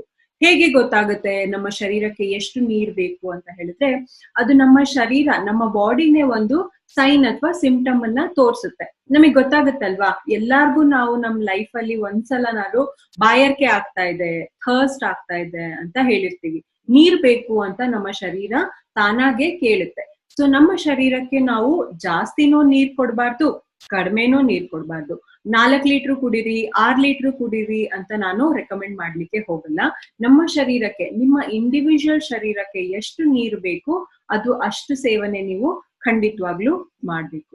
ಮಾಡ್ಲಿಲ್ಲ ಅಂದ್ರೆ ಏನಾಗತ್ತೆ, ಇದು ಹೇಗೆ ನಮ್ಮ ಇಮ್ಯೂನ್ ಸಿಸ್ಟಮ್ಗೆ ಎಫೆಕ್ಟ್ ಆಗುತ್ತೆ ಅಂತ ಹೇಳಿದ್ರೆ, ನಮ್ಮ ಶರೀರದಲ್ಲಿ ಮಲಕ್ರಿಯಾ ಅಂತ ಒಂದು ಪ್ರೊಸೆಸ್ ಇದೆ. ಅಂತ ಹೇಳಿದ್ರೆ, ಇವಾಗ ನಾವು ಸೇವನೆ ಮಾಡಿರುವಂತ ನೀರು, ಸೇವನೆ ಮಾಡಿರುವಂತ ಆಹಾರ ನಮ್ಮ ಶರೀರದಲ್ಲಿ ಯಾವಾಗ ಪಚನ ಆಗುತ್ತೆ, ಡೈಜೆಷನ್ ಆಗುತ್ತೆ, ನಮ್ಮ ಎನರ್ಜಿ ಏನ್ ಪ್ರೊಡ್ಯೂಸ್ ಆಗುತ್ತೆ ಅದನ್ನ ಅದು ಅಬ್ಸಾರ್ಬ್ ಮಾಡ್ಕೊಳುತ್ತೆ ನಮ್ಮ ಬಾಡಿ. ನಮ್ಮ ಬಾಡಿಗೆ ಯಾವ್ದು ಬೇಡ, ಆ ವೇಸ್ಟ್ ಪ್ರಾಡಕ್ಟ್ಸ್ ಏನ್ ಪ್ರೊಡ್ಯೂಸ್ ಆಗುತ್ತೆ ಆಗಿಂದಾಗೆ ಅದು ನಮ್ಮ ಶರೀರದಿಂದ ಹೊರಗಡೆ ಹೋಗ್ಬೇಕು. ಅದಕ್ಕೆ ನಾವು ಮಲಕ್ರಿಯಾ ಅಂತ ಹೇಳ್ತೇವೆ. ಯಾವಾಗ ಈ ಟಾಕ್ಸಿನ್, ಯೂರಿನ್ ಅಕ್ಯುಮುಲೇಟೆಡ್ ಆಗಿರ್ಬೋದು ಅಥವಾ ವೇಸ್ಟ್ ಪ್ರಾಡಕ್ಟ್ಸ್ ಪ್ರೊಡ್ಯೂಸ್ ಆಗಿರುವಂತ ಫೀಸಿಸ್ ಆಗಿರ್ಬೋದು, ಯಾವಾಗ ನಮ್ಮ ಶರೀರದಿಂದ ಅದು ಹೊರಗಡೆ ಹೋಗೋದಿಲ್ಲ, ಮತ್ತೆ ಅದು ನಮ್ಮ ಶರೀರ ಅಬ್ಸಾರ್ಪ್ಷನ್ ಮಾಡ್ಕೊಳ್ಳಿಕ್ಕೆ ಸ್ಟಾರ್ಟ್ ಮಾಡುತ್ತೆ. ಆ ಟಾಕ್ಸಿನ್ಸ್ ಎಲ್ಲ ನಮ್ಮ ಶರೀರ ಅಬ್ಸಾರ್ಬ್ ಮಾಡ್ಕೊಳ್ಳಿಕ್ಕೆ ಸ್ಟಾರ್ಟ್ ಮಾಡುತ್ತೆ. ಅವಾಗ ಆ ಟಾಕ್ಸಿನ್ಸ್ ಅಕ್ಯುಮುಲೇಷನ್ ಆಗಿ ಕಾನ್ಸಂಟ್ರೇಟೆಡ್ ಆಗುತ್ತೆ. ಯಾವಾಗ ನಾವು ನೀರ್ ಕೊಡೋದಿಲ್ಲ ಅದು ಕಾನ್ಸಂಟ್ರೇಟೆಡ್ ಆಗುತ್ತೆ. ಹಾಗಾಗಿ ಅದು ನಮ್ಮ ಶರೀರಕ್ಕೆ ಇಮ್ಯೂನ್ ಸಿಸ್ಟಮ್ ಅನ್ನ ಕಡಿಮೆ ಆಗುವಂಥದ್ದು. ಸೊ ಅದು ವೇಸ್ಟ್ ಪ್ರಾಡಕ್ಟ್ ಇಂದ, ಇವಾಗ ಫಾರ್ ಎಕ್ಸಾಂಪಲ್ ಒಂದಿನ ನಾವು ಏನಾದ್ರು ಕಸ ಮನೆಯಿಂದ ತಗೊಂಡು ಹೋಗ್ಲಿಲ್ಲ ಅಂತ ಹೇಳಿದ್ರೆ ಅದು ಹೇಗೆ ಸ್ಮೆಲ್ ಕೊಡುತ್ತೆ, ಅಲ್ಲಿ ಹುಳಗಳು ಬರುವಂಥದ್ದು ಅಥವಾ ಕಾಕ್ರೋಚಸ್ ಬರುವಂಥದ್ದು, ಚಿಕ್ಕ ಚಿಕ್ಕ ಹುಳಗಳು ಬರುವಂಥದ್ದು, ಸ್ಮೆಲ್ ಬರುವಂಥದ್ದು, ಫಂಗಸ್ ಬ್ಯಾಕ್ಟೀರಿಯಾ ಗ್ರೋ ಆಗುವಂಥದ್ದನ್ನೆಲ್ಲ ನಾವು ನೋಡಿದ್ದೇವೆ. ಸೊ ಇದೇ ನಮ್ಮ ಬಾಡಿನಲ್ಲೂ ಕೆಲಸ ಆಗುವಂಥದ್ದು. ಸೊ ನಾ ಆಗ್ಲೇ ಹೇಳ್ದೆ, ಇವಾಗ ಕ್ರಾಪ್ ಹೇಗೆ ಅವರು ಬೆಳೆಸ್ಬೇಕು ಅಂತ ಬೇರೆ ಬೇರೆ ಪೆಸ್ಟಿಸೈಡ್ಸು, ಇನ್ಸೆಕ್ಟಿಸೈಡ್ಸು, ಫರ್ಟಿಲೈಸರ್ಸ್ ಎಲ್ಲ ಸ್ಟ್ರಾಂಗ್ ಇರುವಂತದ್ದು, ಕ್ರಾಪಿಗೆ ಹಾರ್ಮ್ ಮಾಡುವಂಥದ್ದನ್ನೆಲ್ಲ ಉಪಯೋಗಿಸ್ತಾ ಇದ್ದಾರೆ. ಸೊ ಅಂಥದ್ರಿಂದ ಕೂಡ ನಮ್ಮ ಇಮ್ಯೂನ್ ಸಿಸ್ಟಮ್ಗೆ ಹಾರ್ಮ್ ಆಗುವಂಥದ್ದು. ಮೊಬೈಲ್ ರೇಡಿಯೇಷನ್, ಇವಾಗ mobile radiation, laptop, mobile use ಮಾಡಬೇಡಿ ಅಂತ ಹೇಳಲಿಕ್ಕೆ ಆಗೋದಿಲ್ಲ. ಯಾಕೆಂದ್ರೆ ಇವಾಗ ಈ ಕೋವಿಡ್ ಸಿಚುವೇಶನ್ ಅಲ್ಲಿ ನಾವು ಯೂಸೇಜ್ ನ ಜಾಸ್ತಿ ಮಾಡಿದ್ದೇವೆ. ಎಲ್ಲಾರು ಎಲ್ಲಾ ವಿಷಯಕ್ಕೂ ಇವಾಗ ನಾವು ಆನ್ಲೈನ್ ಆಗಿರ್ಲಿ ಅಥವಾ ಡಿಜಿಟಲ್ ಗ್ಯಾಜೆಟ್ಸ್ ಮೇಲೆ ಡಿಪೆಂಡೆಂಟ್ ಆಗಿದ್ದೇವೆ. ಬಟ್ ಆ ಯೂಸೇಜ್ ಏನ್ ಮಾಡ್ತಿದ್ದೇವೆ, ನಮ್ಗೆ ಎಷ್ಟು ಅವಶ್ಯಕತೆ ಇದೆ ಅಷ್ಟನ್ನೇ ಉಪಯೋಗಿಸ್ಕೊಂಡು ಎಕ್ಸೆಸ್ ಆಗಿ ನಾವು ಯೂಸ್ ಮಾಡ್ಲಿಕ್ಕೆ ಹೋಗ್ಬಾರ್ದು. ಯಾಕೆಂದ್ರೆ ಅದು ನಮ್ಮ ಬಾಡಿಗೆ ಹಾರ್ಮ್ ಕೊಡುವಂಥದ್ದು. ಸೊ ಇದರಿಂದ ಕೂಡ ನಮ್ಮ ಇಮ್ಯೂನ್ ಸಿಸ್ಟಮ್ ಕಡಿಮೆ ಆಗುವಂತ ಚಾನ್ಸಸ್ ಬಹಳ ಜಾಸ್ತಿ ಇದೆ. ಸೂರ್ಯನ ಕಿರಣಗಳು ಬಹಳ ತೀಕ್ಷ್ಣವಾಗಿ ತಗೊಂಡಾಗ, ಸೂರ್ಯನ ಕಿರಣಗಳು ಬೇಕು ಅಂತ ನಾವು ಕೇಳಿದ್ದೇವೆ ಅಲ್ವಾ, ಸನ್ ರೇಸು ತುಂಬಾ ಇಂಪಾರ್ಟೆಂಟ್. ವಿಟಮಿನ್ ಡಿ ಬರುತ್ತೆ ನಮ್ಗೆ ಇದರಿಂದ ಅಂತ ಎಲ್ಲಾರು ಹೇಳ್ತಾರೆ. ವಿಟಮಿನ್ ಡಿ ಯಾವಾಗ ನಿಮ್ಮ ಬ್ಲಡ್ ರಿಪೋರ್ಟ್ ಅಲ್ಲಿ ಕಡಿಮೆ ಆಗತ್ತೆ, ಅದಕ್ಕೆ ಸನ್ ರೇಸಿಗೆ ಹೋಗಿ ಅಂತ ಹೇಳಿರೋಂಥದ್ದನ್ನ ನೀವು ಕೇಳಿದೀರಾ, ಡಾಕ್ಟರ್ಸ್ ಹೇಳ್ತಾರೆ. ಬಟ್ ನೀವು ಯಾವ ಸನ್ ರೇಸಿಗೆ ಎಕ್ಸ್ಪೋಸ್ ಆಗ್ಬೇಕು ಅಂತ ಹೇಳಿದ್ರೆ, ಬೆಳಗಿನ ಜಾವ ಬರೋ ಅಂತ ಆ ಸನ್ ರೇಸ್ ಏನಿದೆ, 7 ಗಂಟೆ 8 ಗಂಟೆ ಆ ಟೈಮಲ್ಲಿ ಇರುವಂತಹ ಸನ್ ರೇಸು, ಮತ್ತೆ ಸೂರ್ಯ ಮುಳುಗುವಾಗ ಯಾವಾಗ ಸನ್ ರೇಸ್ ಸಿಗುತ್ತೆ ಆ ಸನ್ ರೇಸ್ಗೆ ನೀವು ಎಕ್ಸ್ಪೋಸ್ ಆಗ್ಬೇಕು. ಬಹಳ ತೀಕ್ಷ್ಣವಾಗಿ ಇರುವಂತ ಮಧ್ಯಾಹ್ನದಲ್ಲಿ ಸುಡೋ ಬಿಸಿಲಲ್ಲಿ ಹೋಗಿ ನೀವು ಬಿಸಿಲಲ್ಲಿ ನಿಂತ್ಕೊಳ್ಳೋದಲ್ಲ. ಅದರಿಂದ ಏನಾಗುತ್ತೆ, ನಮ್ಮ ಬಾಡಿಗೆ ಹಾರ್ಮ್ ಆಗುವಂಥದ್ದು. ಮತ್ತೆ ಅಕ್ಯುಮುಲೇಷನ್ ಆಫ್ ಟಾಕ್ಸಿನ್ಸ್, ನಾನು ಆಗ್ಲೇ ಹೇಳ್ದೆ, ಯಾವಾಗ ನಮ್ಮ ಬಾಡಿಯಿಂದ ಟಾಕ್ಸಿನ್ಸ್ ಕರೆಕ್ಟ್ ಆಗಿ ಬಾಡಿಯಿಂದ ಹೋಗೋದಿಲ್ಲ ಅವಾಗ ನಮ್ಮ ಶರೀರಕ್ಕೆ ಪ್ರಾಬ್ಲಮ್ ಕೊಡುವಂಥದ್ದು. ಸೊ ಇಷ್ಟೆಲ್ಲಾ ರೀಸನ್ಸ್ ಇದೆ. ಯಾವ ಫ್ಯಾಕ್ಟರ್ಸ್ ಎಲ್ಲ ನಮ್ಮ ಇಮ್ಯೂನ್ ಸಿಸ್ಟಮ್ ಅನ್ನ ಕಡಿಮೆ ಮಾಡುತ್ತೆ ಅಂತ ನಾವು ನೋಡಿದ್ವಿ, ಹೌದಲ್ವಾ? ಬಟ್ ಏನ್ ಮಾಡ್ಬೇಕು ಮೇಡಮ್, ಇವಾಗ ನಮ್ಮ ಆರೋಗ್ಯವನ್ನ ಕಾಪಾಡ್ಕೋಬೇಕು ಅಂತ ಹೇಳಿದ್ರೆ, ಅಥವಾ ನಮ್ಮಲ್ಲಿ ರೋಗ ನಿರೋಧಕ ಶಕ್ತಿನ ಜಾಸ್ತಿ ಮಾಡ್ಕೋಬೇಕು ಅಂತ ಹೇಳಿದ್ರೆ ನಾವು ಏನ್ ಮಾಡ್ಬೇಕು ಅಂತ ಒಂದು ಪ್ರಶ್ನೆ ಬರುತ್ತೆ, ಹೌದಲ್ವಾ? ಸೊ ಅದಕ್ಕೆ ಪ್ರಶ್ನೆ ಬಂದು ಏನು ಅಂತ ಹೇಳಿದ್ರೆ, ನ್ಯೂಟ್ರಾಸಿಟಿಕಲ್ಸ್ ಅಂತ ಒಂದು ವರ್ಡ್ ಉಪಯೋಗಿಸ್ತಾರೆ. ಹಿಪೋಕ್ರೇಟ್ಸ್ ಅವ್ರು ಹೇಳ್ತಾರೆ, let food be thy medicine and medicine be thy food ಅಂತ. ಏನಿದ್ರ ಅರ್ಥ ಅಂತ ಹೇಳಿದ್ರೆ, ನಮ್ಮ ಊಟ ಸೇವನೆ ನಾವು ಏನ್ ಮಾಡ್ತೇವೆ ಅದನ್ನ ನಾವು ಲಿಮಿಟ್ ಆಗಿ ಮಾಡ್ಬೇಕು, ಅದನ್ನ ನಾವು ಮೆಡಿಸಿನ್ ಅನ್ಕೊಂಡು ತಿನ್ಬೇಕು. ಬೇಕಾಬಿಟ್ಟಿ ತಿನ್ನೋ ಅಂಥದ್ದು ಅಥವಾ ಜಾಸ್ತಿ ಸೇವನೆ ಮಾಡುವಂಥದ್ದು, ಅವಶ್ಯಕತೆ ಇಲ್ದಲೇ ಇರುವಾಗ್ಲೂ ಹೊಟ್ಟೆ ತುಂಬಾ ತಿನ್ನೋ ಅಂಥದ್ದು, ಅಂಥದ್ದನ್ನೆಲ್ಲ ಮಾಡಬಾರ್ದು. ಸೊ ಅದನ್ನ ನಾವು ಲಿಮಿಟ್ ಆಗಿ ಮಾಡ್ಕೊಳ್ಬೇಕು. ಸೊ ನ್ಯೂಟ್ರಾಸಿಟಿಕಲ್ ಅಂದ್ರೆ ಏನು? ಈ ವರ್ಡ್ ಅನ್ನ ನಾವು, ಈ ಪದವನ್ನ ಎರಡು ಪದವಾಗಿ ವಿಂಗಡಿಸ್ತೇವೆ, ನ್ಯೂಟ್ರಿಯೆಂಟ್ ಮತ್ತೆ ಫಾರ್ಮಾಸ್ಯೂಟಿಕಲ್ ಅಂತ. ಅಂದ್ರೆ ಒಂದು ನಮ್ಮ ಬಾಡಿನ ನರಿಶ್ ಮಾಡುವಂಥದ್ದು ಫುಡ್ ಕಾಂಪೌಂಡ್ ನ್ಯೂಟ್ರಿಯೆಂಟ್ ಅಂತ ಹೇಳಿದ್ರೆ, ಫಾರ್ಮಾಸ್ಯೂಟಿಕಲ್ ಅಂತ ಹೇಳಿದ್ರೆ ಮೆಡಿಸಿನಲ್ ಡ್ರಗ್ಸ್. ಸೊ ಹಾಗಾಗಿ ಇದನ್ನ ನ್ಯೂಟ್ರಾಸಿಟಿಕಲ್ಸ್ ಅಂತ ಹೇಳ್ತೇವೆ. ನಮ್ಗೆ ಕಾಯಿಲೆ ಯಾವ ತರ ಬರುತ್ತೆ, ನಮ್ಮ ಶರೀರಕ್ಕೆ ಇಷ್ಟು ರೋಗ ನಿರೋಧಕ ಶಕ್ತಿ ಕಡಿಮೆ ಆಗುತ್ತೆ, ಈ ಕಾರಣಗಳಿಂದ ಎಲ್ಲ ನಮ್ಮ ಶರೀರದಲ್ಲಿ ರೋಗ ನಿರೋಧಕ ಶಕ್ತಿ ಕಡಿಮೆ ಆಗುತ್ತೆ. ಅವಾಗ ಏನಾಗುತ್ತೆ, ನಮಗೆ ಕಾಯಿಲೆ ಬರುವಂತ ಚಾನ್ಸಸ್ ಜಾಸ್ತಿ ಇರುತ್ತೆ. ಸೊ ಹೇಗೆ ಪ್ರಿವೆಂಟ್ ಮಾಡ್ಕೋಬೇಕು ಈ ಕಾಯಿಲೆ ಬರ್ದಲೇ ಇರೋ ತರ? ಒಂದು, ಡಿಸೀಸ್ ನ ಕಡಿಮೆ ಮಾಡ್ಕೋಬೇಕು, ನಮ್ಗೆ ಬಂದಿರೋಂತ ರೋಗನ ಕಡಿಮೆ ಮಾಡ್ಕೋಬೇಕು. ಅದಾಗುತ್ತಾ? ಅದು ಖಂಡಿತ ಸಾಧ್ಯ ಇಲ್ಲ. ಇನ್ನೊಂದು ಏನ್ ಮಾಡ್ಬೋದು ಅಂತ ಹೇಳಿದ್ರೆ, ರೋಗ ನಿರೋಧಕ ಶಕ್ತಿನ ಜಾಸ್ತಿ ಮಾಡ್ಕೊಳ್ಳುವಂಥದ್ದು. ಇವಾಗ ನಾವೆಲ್ಲ ಮಾಡ್ಕೋತಿರೋಂಥದ್ದು ಅದೇ, ಹೌದಲ್ವಾ? ಈ ಕೋವಿಡ್ ಅಲ್ಲಿ ಏನ್ ಮಾಡ್ತಾ ಇದೀವಿ ನಾವೆಲ್ಲ, ನಮ್ಮ ಇಮ್ಯುನಿಟಿ ಬೂಸ್ಟ್ ಆಗುವಂತ ಐಟಮ್ಸ್ ಆಹಾರದಲ್ಲಾಗ್ಲಿ ಅಥವಾ ಬೇರೆ ತರ ಮೆಡಿಸಿನ್ಸ್ ಅಲ್ಲಾಗ್ಲಿ ಅಥವಾ ಕಷಾಯಗಳಲ್ಲಾಗ್ಲಿ ಆ ತರ ಸೇವನೆ ನಾವು ಜಾಸ್ತಿ ಮಾಡ್ತಾ ಇದ್ದೇವೆ. ಏನ್ ಮಾಡ್ತಾ ಇದ್ದೇವೆ, ನಮ್ಮಲ್ಲಿ ರೋಗ ನಿರೋಧಕ ಶಕ್ತಿನ ಜಾಸ್ತಿ ಮಾಡ್ಕೋತಾ ಇದ್ದೇವೆ. ಯಾಕೆ ಅಂತ ಹೇಳಿದ್ರೆ, ಯಾರಿಗೆ ಯಾವಾಗ ಹೇಗೆ ಎಫೆಕ್ಟ್ ಆಗ್ತಾ ಇದೆ ಈ ಡಿಸೀಸ್ ಅಂತ ಹೇಳಲಿಕ್ಕೆ ಆಗ್ತಾ ಇಲ್ಲ. ಸೊ ಆ ಡಿಸೀಸ್ ನ ನಾವು ಕಡಿಮೆ ಮಾಡ್ಕೊಳ್ಲಿಕ್ಕಾಗಲ್ಲ. ಸೊ ಹಂಗಾಗಿ ನಾವು ನಮ್ಮಲ್ಲಿ ಇಮ್ಯುನಿಟಿನ ಅಂದ್ರೆ ರೋಗ ನಿರೋಧಕ ಶಕ್ತಿನ ನಾವು ಜಾಸ್ತಿ ಮಾಡ್ಕೋಬೇಕು. ಸೊ ನಮ್ಮ ಫಸ್ಟ್ ಬ್ರ್ಯಾಂಡ್ ನಾನು ಪ್ರೆಸೆಂಟ್ ಮಾಡ್ತಾ ಇದ್ದೇನೆ. ಬಹಳಷ್ಟು ಬೇರೆ ಬೇರೆ ಹೆಲ್ತ್ ಡ್ರಿಂಕ್ಸ್ ಇದೆ, ವೆಯ್ಟ್ ಮ್ಯಾನೇಜ್ಮೆಂಟ್ಗೆ ಪ್ರೋಟೀನ್ ಪೌಡರು, ಸಪ್ಲಿಮೆಂಟ್ಸ್ ಇದೆ, ಆಮೇಲೆ ಆನ್ ಅಂಡ್ ಆನ್ ಅಲ್ಲಿ ಡಯಾಬಿಟಿಸ್ ಕೇರ್ಗೂ ಬಹಳಷ್ಟು ಬೇರೆ ಬೇರೆ ಪ್ರಾಡಕ್ಟ್ಸ್ ಇದೆ. ಬಟ್ ಇವತ್ತಿನ ನಮ್ಮ ಮೊದಲನೇ ಟ್ರೈನಿಂಗ್ ನ ಬ್ಲಾಕ್ ಬಸ್ಟರ್ ಪ್ರಾಡಕ್ಟ್ ಬಂದು ಆನ್ ಅಂಡ್ ಆನ್ ನ 95 ಪ್ರೀಮಿಯಂ ಡ್ರಿಂಕ್. ಬನ್ನಿ ಇವತ್ತು ನಾವು ಈ ಪ್ರಾಡಕ್ಟ್ ಅಲ್ಲಿ ಏನೇನಿದೆ ಅಂತ ನೋಡಿ ತಿಳ್ಕೊಳ್ಳೋಣ. ಆ ಪ್ರಾಡಕ್ಟ್ ಬಗ್ಗೆ ತಿಳ್ಕೊಳ್ಳೋ ಮುಂಚೆ ನಾನಿಲ್ಲಿ ಒಂದ್ ಎರಡು ವರ್ಡ್ ಇಂಟ್ರೊಡ್ಯೂಸ್ ಮಾಡ್ಲಿಕ್ಕೆ ಇಷ್ಟಪಡ್ತೇನೆ. ಏನು ಅಂತ ಹೇಳಿದ್ರೆ, ಫ್ರೀ ರ್ಯಾಡಿಕಲ್ಸ್ ಅಂತ ಒಂದು ವರ್ಡ್. ಏನಿದು ಫ್ರೀ ರ್ಯಾಡಿಕಲ್ಸ್ ಅಂತ ಹೇಳಿದ್ರೆ, ಎಲ್ಲಾರ್ಗೂ ಗೊತ್ತು ನಮ್ಮ ಶರೀರ ಆಗಿರುವಂತದ್ದು ಚಿಕ್ಕ ಚಿಕ್ಕ ಆಟಮ್ಸ್ ಇಂದ, ಹೌದಲ್ವಾ? ಚಿಕ್ಕ ಆಟಮ್ ಇಂದ ಹೋಗಿ ಅದು ಮಾಲಿಕ್ಯೂಲ್ ಆಗಿ ಸೆಲ್ ಆಗುತ್ತೆ.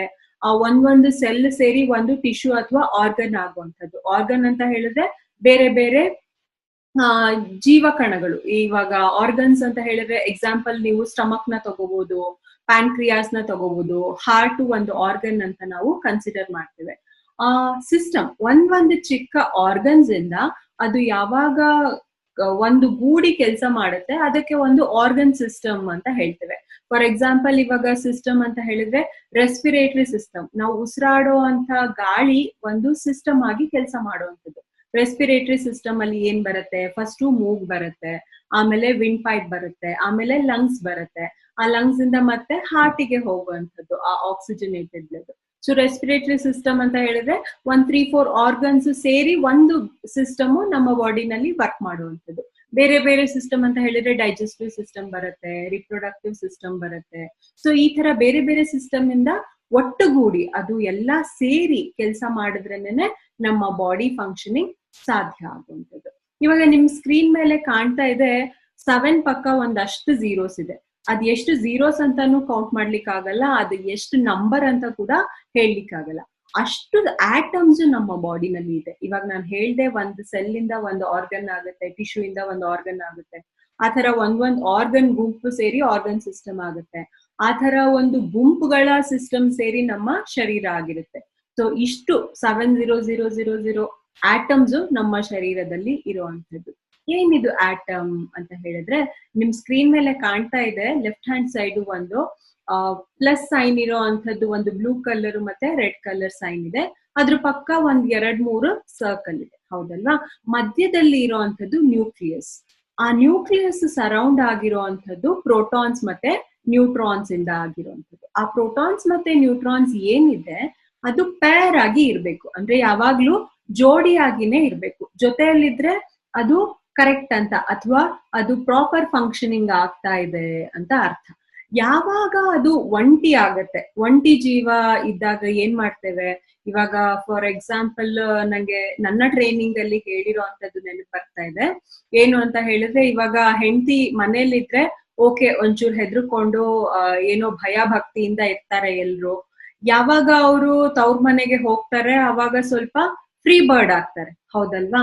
ಸೊ ಆ ಫ್ರೀ ಬರ್ಡ್ ತರ ಒಂಟಿ ಜೀವ ಇದ್ದಾಗ ಬಹಳಷ್ಟು ಟೈಮ್ ಇರುತ್ತೆ ನಿಮಗೆ, ಏನೆಲ್ಲ ಮಾಡ್ಬೋದು. ಫ್ರೆಂಡ್ಸ್ ಜೊತೆ ಹೋಗ್ಬೋದು, ಫ್ರೆಂಡ್ಸ್ ಜೊತೆ ಮಾತಾಡ್ಬೋದು, ಹರಟೆ ಹೊಡಿಬೋದು, ಪಾರ್ಟಿ ಮಾಡ್ಬೋದು, ಮಾಡ್ಲಿಕ್ಕೆ ಬಹಳಷ್ಟು ಕೆಲ್ಸ ಇರುತ್ತೆ. ಮತ್ತೆ ಫ್ರೀ ಇರ್ತೀರಾ ನೀವು, ನಿಮ್ಗೆ ಏನ್ ಬೇಕು, ನಿಮ್ಗೆ ಏನ್ ಇಷ್ಟ ಅದನ್ನ ನೀವು ಮಾಡೋ ಅಂತ ಮನಸ್ಸಿರುತ್ತೆ ನಿಮ್ಗೆ, ಹೌದಲ್ವಾ?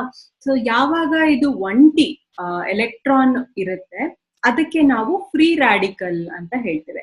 ಈ ಫ್ರೀ ರಾಡಿಕಲ್ಸ್ ನಮ್ಮ ಶರೀರದಲ್ಲಿ ಬಹಳಷ್ಟು ಟೈಮ್ ಆಗ್ತಾನೆ ಇರುತ್ತೆ. ನ್ಯಾಚುರಲ್ ಪ್ರೊಸೆಸ್ ಅಲ್ಲೂ ಇದು ಪ್ರೊಡ್ಯೂಸ್ ಆಗ್ತಾನೆ ಇರುತ್ತೆ, ಅಥವಾ ಹೊರಗಡೆಯಿಂದನೂ ಕೂಡ ಇದು ಬರುವಂತ ಚಾನ್ಸಸ್ ಜಾಸ್ತಿ ಇರುತ್ತೆ. ಹೊರಗಡೆಯಿಂದ ಅಂತ ಹೇಳಿದ್ರೆ ಇವಾಗ ಪೊಲ್ಯೂಷನ್ ಇಂದ ಆಗಿರ್ಬೋದು, ಅಥವಾ ನಾವೇನಾದ್ರು ಕೆಟ್ಟ ಅಭ್ಯಾಸ ಮಾಡ್ತಾ ಇದ್ರೆ ಡ್ರಿಂಕಿಂಗ್ ಇಂದ, ಸ್ಮೋಕಿಂಗ್ ಇಂದ, ಆಮೇಲೆ ಜಂಕ್ ಫುಡ್ ತಗೊಳ್ಳೋದ್ರಿಂದ ಅವಾಗ ಕೂಡ ಇದು ಆಗ್ತಿರ್ಬೋದು. ನಮ್ಮ ಶರೀರದಲ್ಲೇ ನ್ಯಾಚುರಲ್ ಆಗಿ ಅಂದ್ರೆ ಇವಾಗ ಸ್ವಲ್ಪ ಸುಸ್ತಾಗ್ತಾ ಇರುತ್ತೆ, ಅಥವಾ ಟಯರ್ಡ್ ಇರ್ತೀವಿ, ಸ್ಟ್ರೆಸ್ ಆಗಿರುತ್ತೆ, ಸರಿಯಾಗಿ ನಿದ್ದೆ ಮಾಡಿರಲ್ಲ, ಅವಾಗ ನಮ್ಮ ಬಾಡಿ ಟಯರ್ಡ್ನೆಸ್ ಅಲ್ಲಿ ಅಥವಾ ಲೆಥರ್ಜಿಕ್ ಅಲ್ಲಿ ಫ್ರೀ ರಾಡಿಕಲ್ಸ್ ಪ್ರೊಡ್ಯೂಸ್ ಮಾಡ್ತಾ ಇರುತ್ತೆ. ನಮ್ಮ ಶರೀರದಲ್ಲಿ ನಾವೇ ಅದನ್ನ ನ್ಯಾಚುರಲ್ ಆಗಿ ಪ್ರೊಡ್ಯೂಸ್ ಮಾಡ್ತಾ ಇರ್ತೀವಿ. ಸೊ ಆ ಫ್ರೀ ರಾಡಿಕಲ್ ಫಾರ್ಮೇಶನ್ ಆಗುವಾಗ ಅದು ಅನ್ಪೇರ್ಡ್ ಎಲೆಕ್ಟ್ರಾನ್, ಸಿಂಗಲ್ ಆಗಿ ಇರುತ್ತೆ, ಒಂಟಿಯಾಗಿ ಇರುವಂತದ್ದು. ಸೊ ಯಾವಾಗ ನಾವು ಜೊತೆಲಿರ್ತೀವಿ, ಹ್ಯಾಪಿ ಆಗಿ ಇರ್ತೀವಿ, ಸ್ಟೇಬಲ್ ಆಗಿ ಇರುತ್ತೆ ಮಾಲಿಕ್ಯೂಲು, ಅಥವಾ ಒಂದು ಲವಲವಿಕೆ ಇರುತ್ತೆ ನಮ್ಮ ಜೀವನದಲ್ಲಿ, ಹೌದಲ್ವಾ? ಸೊ ಯಾವಾಗ ನಾವು ಒಂಟಿತನ ಇರ್ತೇವೆ ಅವಾಗ ಸ್ವಲ್ಪ ಬೇಜಾರು, ಡಿಪ್ರೆಷನ್ನು, ಆ ತರ ಇದನ್ನೆಲ್ಲ ನಾವು ಒಬ್ರೇ ಇದ್ದಾಗ ಅಥವಾ ಅನ್ಪೇರ್ಡ್ ಇದ್ದಾಗ ನಾವು ನೋಡುವಂಥದ್ದು, ಹೌದಲ್ವಾ? ಸೊ ಈ ಫ್ರೀ ರಾಡಿಕಲ್ ಆದಾಗ ಏನಾಗುತ್ತೆ, ಬಹಳ ಫ್ರೀ ರಾಡಿಕಲ್ಸ್ ನಮ್ಮ ಶರೀರದಲ್ಲಿ ಆದಾಗ ನಮ್ಮ ಈ ಬೇರೆ ಬೇರೆ ಆರ್ಗನ್ಸ್, ನಾನು ಏನು ಆರ್ಗನ್ಸ್ ಎಲ್ಲ ಹೇಳಿದೆ, ಹಾರ್ಟ್ ಆಗಿರ್ಬೋದು, ಬ್ರೈನ್ ಆಗಿರ್ಬೋದು, ಸ್ಟಮಕ್ ಆಗಿರ್ಬೋದು, ಎಲ್ಲಾ ತರದ ಆರ್ಗನ್ಗೆ ಇದು ಎಫೆಕ್ಟ್ ಮಾಡ್ಲಿಕ್ಕೆ ಸ್ಟಾರ್ಟ್ ಆಗುತ್ತೆ. ಹೇಗೆ ಎಫೆಕ್ಟ್ ಆಗುತ್ತೆ, ಏನಾದ್ರು ಒಂದು ಚಿಕ್ಕ ಇನ್ಫೆಕ್ಷನ್ ಆಗಿರ್ಬೋದು, ಅಥವಾ ನಮ್ಮ ಶರೀರದಲ್ಲಿ ರೋಗ ನಿರೋಧಕ ಶಕ್ತಿ ಕಡಿಮೆ ಆಗಿರುವಂತದ್ದು, ಇನ್ಫೆಕ್ಷನ್ ಎಂಟರ್ ಆಗುವಂತದ್ದು ನಮ್ಮ ಶರೀರದಲ್ಲಿ, ಅಥವಾ ಯಾವುದೇ ಒಂಥರ ಅಲರ್ಜಿಕ್ ರಿಯಾಕ್ಷನ್ಸ್ ಆಗುವಂತದ್ದು, ಅಥವಾ ಇನ್ಫ್ಲಮೇಷನ್ ಆಗುವಂತದ್ದನ್ನೆಲ್ಲ ನಾವು ನೋಡ್ತೇವೆ. ಯಾವಾಗ ಈ ಫ್ರೀ ರಾಡಿಕಲ್ಸ್ ಜಾಸ್ತಿ ಆಗತ್ತೆ ಅವಾಗ ಆಕ್ಸಿಡೇಟಿವ್ ಸ್ಟ್ರೆಸ್ ಆಗ್ಲಿಕ್ಕೆ ಸ್ಟಾರ್ಟ್ ಆಗುವಂಥದ್ದು. ಸೊ ಇದು ಯಾವ್ದಾದ್ರು ಒಂದು ಪರ್ಟಿಕ್ಯುಲರ್ಲಿ ಆರ್ಗನ್ಗೆ ಎಫೆಕ್ಟ್ ಆಗ್ತಾ ಇದೆ, ಫಾರ್ ಎಕ್ಸಾಂಪಲ್ ಅಂತ ಹೇಳಿದ್ರೆ, ಇನ್ ಕೇಸ್ ಇದು ಹಾರ್ಟ್ ಗೆ ಹೋಗ್ತಾ ಇದೆ ಫ್ರೀ ರಾಡಿಕಲ್ಸ್, ಅಥವಾ ಅಲ್ಲಿ ಆಕ್ಸಿಡೇಟಿವ್ ಸ್ಟ್ರೆಸ್ ಆಗ್ತಾ ಇದೆ ಅಂತ ಹೇಳಿದ್ರೆ ಹಾರ್ಟ್ ಅಟ್ಯಾಕ್ ಆಗುವಂಥದ್ದು. ಹಾರ್ಟ್ ಗೆ ಹೋದ್ರೆ ಹಾರ್ಟ್ ರಿಲೇಟೆಡ್ ಪ್ರಾಬ್ಲಮ್ಸ್ ನೋಡುವಂಥದ್ದು, ಹಾರ್ಟ್ ಅಟ್ಯಾಕ್ ಆಗುವಂಥದ್ದು, BP ಜಾಸ್ತಿ ಆಗುವಂಥದ್ದು, ಅಥವಾ ಸ್ಟ್ರೋಕ್ ಆಗುವಂಥದ್ದು. ಕಿಡ್ನಿಗೆ ಹೋಯ್ತು ಇದು ಅಂತ ಹೇಳಿದ್ರೆ ಕಿಡ್ನಿ ಸ್ಟೋನ್ಸ್ ಆಗುವಂಥದ್ದು, ಅಥವಾ ಯೂರಿನ್ ಔಟ್ಪುಟ್ ಸರಿಯಾಗಿ ಆಗೋದಿಲ್ಲ, ಅಥವಾ ಯೂರಿನರಿ ಟ್ರಾಕ್ಟ್ ಇನ್ಫೆಕ್ಷನ್ಸ್ ಆಗುವಂಥದ್ದು. ಈ ತರ ಪ್ರಾಬ್ಲಮ್ಸ್ ನೆಲ್ಲ ನಾವು ನೋಡ್ಲಿಕ್ಕೆ ಸ್ಟಾರ್ಟ್ ಮಾಡ್ತೇವೆ. ಅಂದ್ರೆ ಅದು ಯಾವ ಯಾವ ಆರ್ಗನ್ಸ್ ಗೆ ಎಫೆಕ್ಟ್ ಮಾಡುತ್ತೆ, ಆ ಆರ್ಗನ್ಸ್ ಅಲ್ಲಿ ನಾವು ಬೇರೆ ಬೇರೆ ತರಹದ ಪ್ರಾಬ್ಲಮ್ಸ್ ಅಥವಾ ಡಿಸೀಸಸ್ ನಾವು ನೋಡ್ತೇವೆ. ನಾನು ಆಗ್ಲೇ ಹೇಳ್ದೆ, ಇದು ಆಕ್ಸಿಡೇಟಿವ್ ಸ್ಟ್ರೆಸ್ ಅಥವಾ ಫ್ರೀ ರಾಡಿಕಲ್ಸ್ ನಮ್ಮ ಬಾಡಿನಲ್ಲೇನೆ ಬರ್ಬೋದು, ಅಥವಾ ಇದು ಹೊರಗಡೆಯಿಂದ ಕೂಡ ಬರ್ಬೋದು. ಇನ್ನೊಂದು ಈ ಫ್ರೀ ರಾಡಿಕಲ್ಸ್ ಮತ್ತೆ ಆಕ್ಸಿಡೇಟಿವ್ ಸ್ಟ್ರೆಸ್ ಗೆ ಎಕ್ಸಾಂಪಲ್ ಅಂತ ಹೇಳಿದ್ರೆ, ಸೇಬನ್ನ ತೋರಿಸಿದ್ದೇವೆ ಇಲ್ಲಿ. ಏನು ಸೇಬಲ್ಲಿ, ಸೇಬನ್ನ ಅರ್ಧ ಕಟ್ ಮಾಡಿ ಇಟ್ಟಿದ್ದೇವೆ, ಒಂದು ಸೈಡ್ ನಾರ್ಮಲ್ ಆಗಿ ಇಟ್ಟಿದ್ದೇವೆ. ಎಲ್ಲಾರ್ಗೂ ಗೊತ್ತು, ಎಲ್ಲಾರು ಉಪಯೋಗಿಸಿರ್ತೀವಿ, ಎಲ್ಲಾರು ನೋಡಿರ್ತೀವಿ ನಮ್ಮ ನಮ್ಮ ಮನೆಯಲ್ಲಿ. ಸೇಬನ್ನ ಯಾವಾಗ ನೀವು ಕಟ್ ಮಾಡಿ ಇಡ್ತೀರಾ ಅದು ಒಂಚೂರು ಬ್ಲಾಕಿಶ್ ಆಗ್ಲಿಕ್ಕೆ ಸ್ಟಾರ್ಟ್ ಆಗುತ್ತೆ, ಹೌದಲ್ವಾ? ಸ್ವಲ್ಪ ಹೊತ್ತಾದ್ಮೇಲೆ. ಆದ್ರೆ ಅದ್ರ ಮೇಲೆ ನೀವು ಸ್ವಲ್ಪ ಲೆಮನ್ ಅನ್ನ ಹಚ್ಚಿ ಇಟ್ರೆ ಅಷ್ಟು ಬೇಗ ಅದು ಬ್ಲಾಕ್ ಆಗ್ಲಿಕ್ಕೆ ಅಥವಾ ಡಿಸ್ಕಲರೇಷನ್ ಆಗ್ಲಿಕ್ಕೆ ಆಗೋದಿಲ್ಲ, ಹೌದಲ್ವಾ? ಅಲ್ಲಿ ಏನಾಗುತ್ತೆ, ಅಲ್ಲಿ ಫ್ರೀ ರಾಡಿಕಲ್ಸ್ ಫಾರ್ಮೇಶನ್ ಆಗೋದಿಲ್ಲ. ಸೊ ಹಾಗಾಗಿ ಅಲ್ಲಿ ನಮ್ಗೆ ಬೇಗ ಕಲರ್ ಚೇಂಜ್ ಅಥವಾ ಡಿಸ್ಕಲರೇಷನ್ ನಾವು ನೋಡಲ್ಲ. ಈ ಎಕ್ಸಾಂಪಲ್ ನಮ್ಮ ಶರೀರದಲ್ಲಿ ನಾವು ಅಪ್ಲೈ ಮಾಡ್ಕೊಳ್ತಾ ಇದೀವಿ ಅಥವಾ ನಮ್ಮ ಶರೀರವನ್ನ ನಾವು ಎಕ್ಸಾಂಪಲ್ ಆಗಿ ಕೊಡ್ಬೇಕು ಅಂತ ಹೇಳಿದಾಗ ಏನಾಗತ್ತೆ, ಇವಾಗ ಫ್ರೀ ರಾಡಿಕಲ್ಸ್ ಯಾವಾಗ ನಮ್ಮ ಶರೀರದಲ್ಲಿ ಜಾಸ್ತಿ ಪ್ರೊಡ್ಯೂಸ್ ಆಗ್ತಿರುತ್ತೆ ಅಥವಾ ಆಕ್ಸಿಡೇಟಿವ್ ಸ್ಟ್ರೆಸ್ ನಮ್ಮ ಶರೀರದಲ್ಲಿ ಯಾವಾಗ ಜಾಸ್ತಿ ಇರುತ್ತೆ ಅಂತ ಹೇಳಿದಾಗ ನಮ್ಮ ಶರೀರದಲ್ಲಿ ತುಂಬಾ ವ್ರಿಂಕಲ್ ಆಗುವಂಥದ್ದು, ಬಹಳ ಏಜ್ಡ್ ಆಗಿ ಕಾಣುವಂಥದ್ದು, ನಾವು ತುಂಬಾ ವಯಸ್ಸಾಯ್ತು ಮುದುಕೃತನ ಕಾಣೋದು, ಇವಾಗ 30 ಇಯರ್ಸ್ ಅಥವಾ 40 ಇಯರ್ಸ್ ಅಲ್ಲಿ ಇರ್ತಾರೆ ಬಟ್ ಏಜ್ಡ್ ಆಗಿ ಕಾಣ್ತಿರುವಂಥದ್ದು. ಸೊ ಅವಾಗ ನಮ್ಮ ಶರೀರದಲ್ಲಿ ಫ್ರೀ ರಾಡಿಕಲ್ಸ್ ಜಾಸ್ತಿ ಇರುವಂಥದ್ದು, ಆಕ್ಸಿಡೇಟಿವ್ ಸ್ಟ್ರೆಸ್ ಜಾಸ್ತಿ ಇರುವಂತದ್ದನ್ನ ನಾವು ಎಕ್ಸಾಂಪಲ್ ಆಗಿ ತೋರಿಸಿದ್ದೇವೆ. ನಾವು ಮಾರ್ಕೆಟ್ ಅಲ್ಲಿ ಅಥವಾ ಈಗಿನ ಕಾಲದಲ್ಲಿ ನಮ್ಗೆ ಸ್ಟ್ರೆಸ್ ಜಾಸ್ತಿ ಆಗುತ್ತೆ, ಆಕ್ಸಿಡೇಟಿವ್ ಸ್ಟ್ರೆಸ್ ಅಥವಾ ಫ್ರೀ ರಾಡಿಕಲ್ಸ್ ಫಾರ್ಮೇಶನ್ ಆಗುತ್ತೆ ಅಂತ ಹೀಗೆ ನಾವು ಓಡಾಡ್ಲಿಕ್ಕೆ ಆಗತ್ತಾ? ಯಾವ್ದಾದ್ರು ಪ್ಲಾಂಟ್ ಅನ್ನೇ ನೇತ್ ಹಾಕೊಂಡು ಓಡಾಡ್ಲಿಕ್ಕೆ ಆಗತ್ತಾ? ಹೀಗೆ ಓಡಾಡ್ಲಿಕ್ಕೆ ಸಾಧ್ಯ ಇಲ್ಲ, ಹೌದಲ್ವಾ? ಹೆಚ್ಚು ಅಂತ ಹೇಳಿದ್ರೆ ನಾವು ನಮ್ಮ ಶರೀರವನ್ನ ಕಾಪಾಡ್ಕೊಳ್ಳಿಕ್ಕೆ ನಮ್ಮ ಇಮ್ಯುನಿಟಿನ ಜಾಸ್ತಿ ಮಾಡ್ಕೊಳ್ಳೋದು ಹೇಗೆ, ಅಥವಾ ನಮ್ಮ ಶರೀರದಲ್ಲಿ ಆ ಆಕ್ಸಿಡೇಟಿವ್ ಸ್ಟ್ರೆಸ್ ಆಗ್ತಾ ಇದೆ ಅಥವಾ ಫ್ರೀ ರಾಡಿಕಲ್ಸ್ ಫಾರ್ಮೇಶನ್ ಆಗ್ತಾ ಇದೆ ಅಂತ ಹೇಳಿದ್ರೆ ಅದನ್ನ ತಡೆಗಟ್ಟೋದು ಹೇಗೆ ಅಂತ ನಾವು ನೋಡ್ಬೋದೇ ಹೊರತು ಆ ತರ ನಾವು ಓಡಾಡ್ಲಿಕ್ಕೆ ಆಗಲ್ಲ. ಸೊ ಇದಕ್ಕೆ ಏನು ಕಾರಣ, ಈ ತರ ಎಲ್ಲ ರೀಸನ್ಸ್ ಏನು ನಮ್ಗೆ ಆಕ್ಸಿಡೇಟಿವ್ ಸ್ಟ್ರೆಸ್ ಆಗ್ಲಿಕ್ಕೆ ಅಂತ ಹೇಳಿದ್ರೆ ನಮ್ಮಲ್ಲಿ ರೋಗ ನಿರೋಧಕ ಶಕ್ತಿ ಕಡಿಮೆ ಇರುವಂತದ್ದು. ಬೇರೆ ಬೇರೆ ಕಾರಣಗಳನ್ನೆಲ್ಲ ನಾವು ನೋಡಿದ್ವಿ ಇವಾಗ, ಯಾವ್ಯಾವ ಕಾರಣಗಳಿಂದ ರೋಗ ನಿರೋಧಕ ಶಕ್ತಿ ಕಡಿಮೆ ಆಗುತ್ತೆ ಅಂತ. ಸೊ ಆ ಕಾರಣಗಳನ್ನೆಲ್ಲ ಜಾಸ್ತಿ ಮಾಡ್ಕೊಂಡು ಅಥವಾ ಆ ಕಾರಣಗಳನ್ನೆಲ್ಲ ನಾವು ತಡೆಗಟ್ಕೊಂಡು ನಮ್ಮ ರೋಗ ನಿರೋಧಕ ಶಕ್ತಿನ ನಾವು ಇಮ್ಯೂನಿ ಸಿಸ್ಟಮ್ ನ ನಾವು ಜಾಸ್ತಿ ಮಾಡ್ಕೋಬೇಕು. ಈ ಇಮ್ಯೂನ್ ಸಿಸ್ಟಮ್ ಕಡಿಮೆ ಆದಾಗ ಏನೇನ್ ಕಾಯಿಲೆ ಬರುತ್ತೆ ಅಂತ ನಾನು ಆಗ್ಲೇ ಹೇಳ್ಕೊಂಡ್ ಬಂದೆ. ಬಹಳ ಅಲರ್ಜಿ ಆಗುವಂಥದ್ದು, ತಕ್ಷಣಕ್ಕೆ ಶೀತ ಆಗುವಂಥದ್ದು, ಇವಾಗ ಯಾರೋ ಬೇರೆಯವ್ರು ಅಲ್ಲಿ ಸೀನ್ ಇರ್ತಾರೆ, ಅವ್ರು ಸೀನ್ ಇದ್ದಕ್ಕೆ ನಿಮಗೆ ಸೀನ್ ಬರುವಂಥದ್ದು ಅಥವಾ ಶೀತ ಆಗುವಂಥದ್ದು, ಆಮೇಲೆ ಜ್ವರ ಬರುವಂಥದ್ದು, ಅಲರ್ಜಿ ಆಗುವಂಥದ್ದು, ಈ ತರ ಚಿಕ್ಕ ಚಿಕ್ಕ ಕಾಯಿಲೆ ಬರುವಂತ ಚಾನ್ಸಸ್ ಜಾಸ್ತಿ ಇರುತ್ತೆ ಸ್ಟಾರ್ಟಿಂಗ್ ಅಲ್ಲಿ ಇಮ್ಯೂನ್ ಸಿಸ್ಟಮ್ ಕಡಿಮೆ ಆದಾಗ. ಒಂದ್ಸಲ ಏನ್ ಮಾಡ್ತೇವೆ, ಈ ಚಿಕ್ಕದಾಗಿ ಇರುವಾಗ್ಲೇನೆ, ಮುಳ್ಳು ಚಿಕ್ಕದಾಗಿ ಇದ್ದಾಗ್ಲೇ ಕಿತ್ತಾಗ್ಲೇನೆ ಅದು ದೊಡ್ಡದ್ ಮರದಾಗಿ ಬೆಳೆಯಲ್ಲ ಅಂತ ಹೇಳ್ತಾರೆ, ಹೌದಲ್ವಾ? ಸೊ ಅದು ಚಿಕ್ಕದಾಗ್ಲೇ ಇದ್ದಾಗ ಪ್ರಾಬ್ಲಮ್ ಅನ್ನ ನಾವು ಟ್ರೀಟ್ ಮಾಡ್ಕೊಂಡ್ರೆ ನಮ್ಗೆ ಅದು ವಾಸಿ. ಯಾವಾಗ ನಾವು ಟ್ರೀಟ್ ಮಾಡ್ಕೊಳ್ಳಲ್ಲ ಅದು ದೊಡ್ಡ ಕಾಯಿಲೆಗೆ ಈಡಾಗುವಂಥದ್ದು.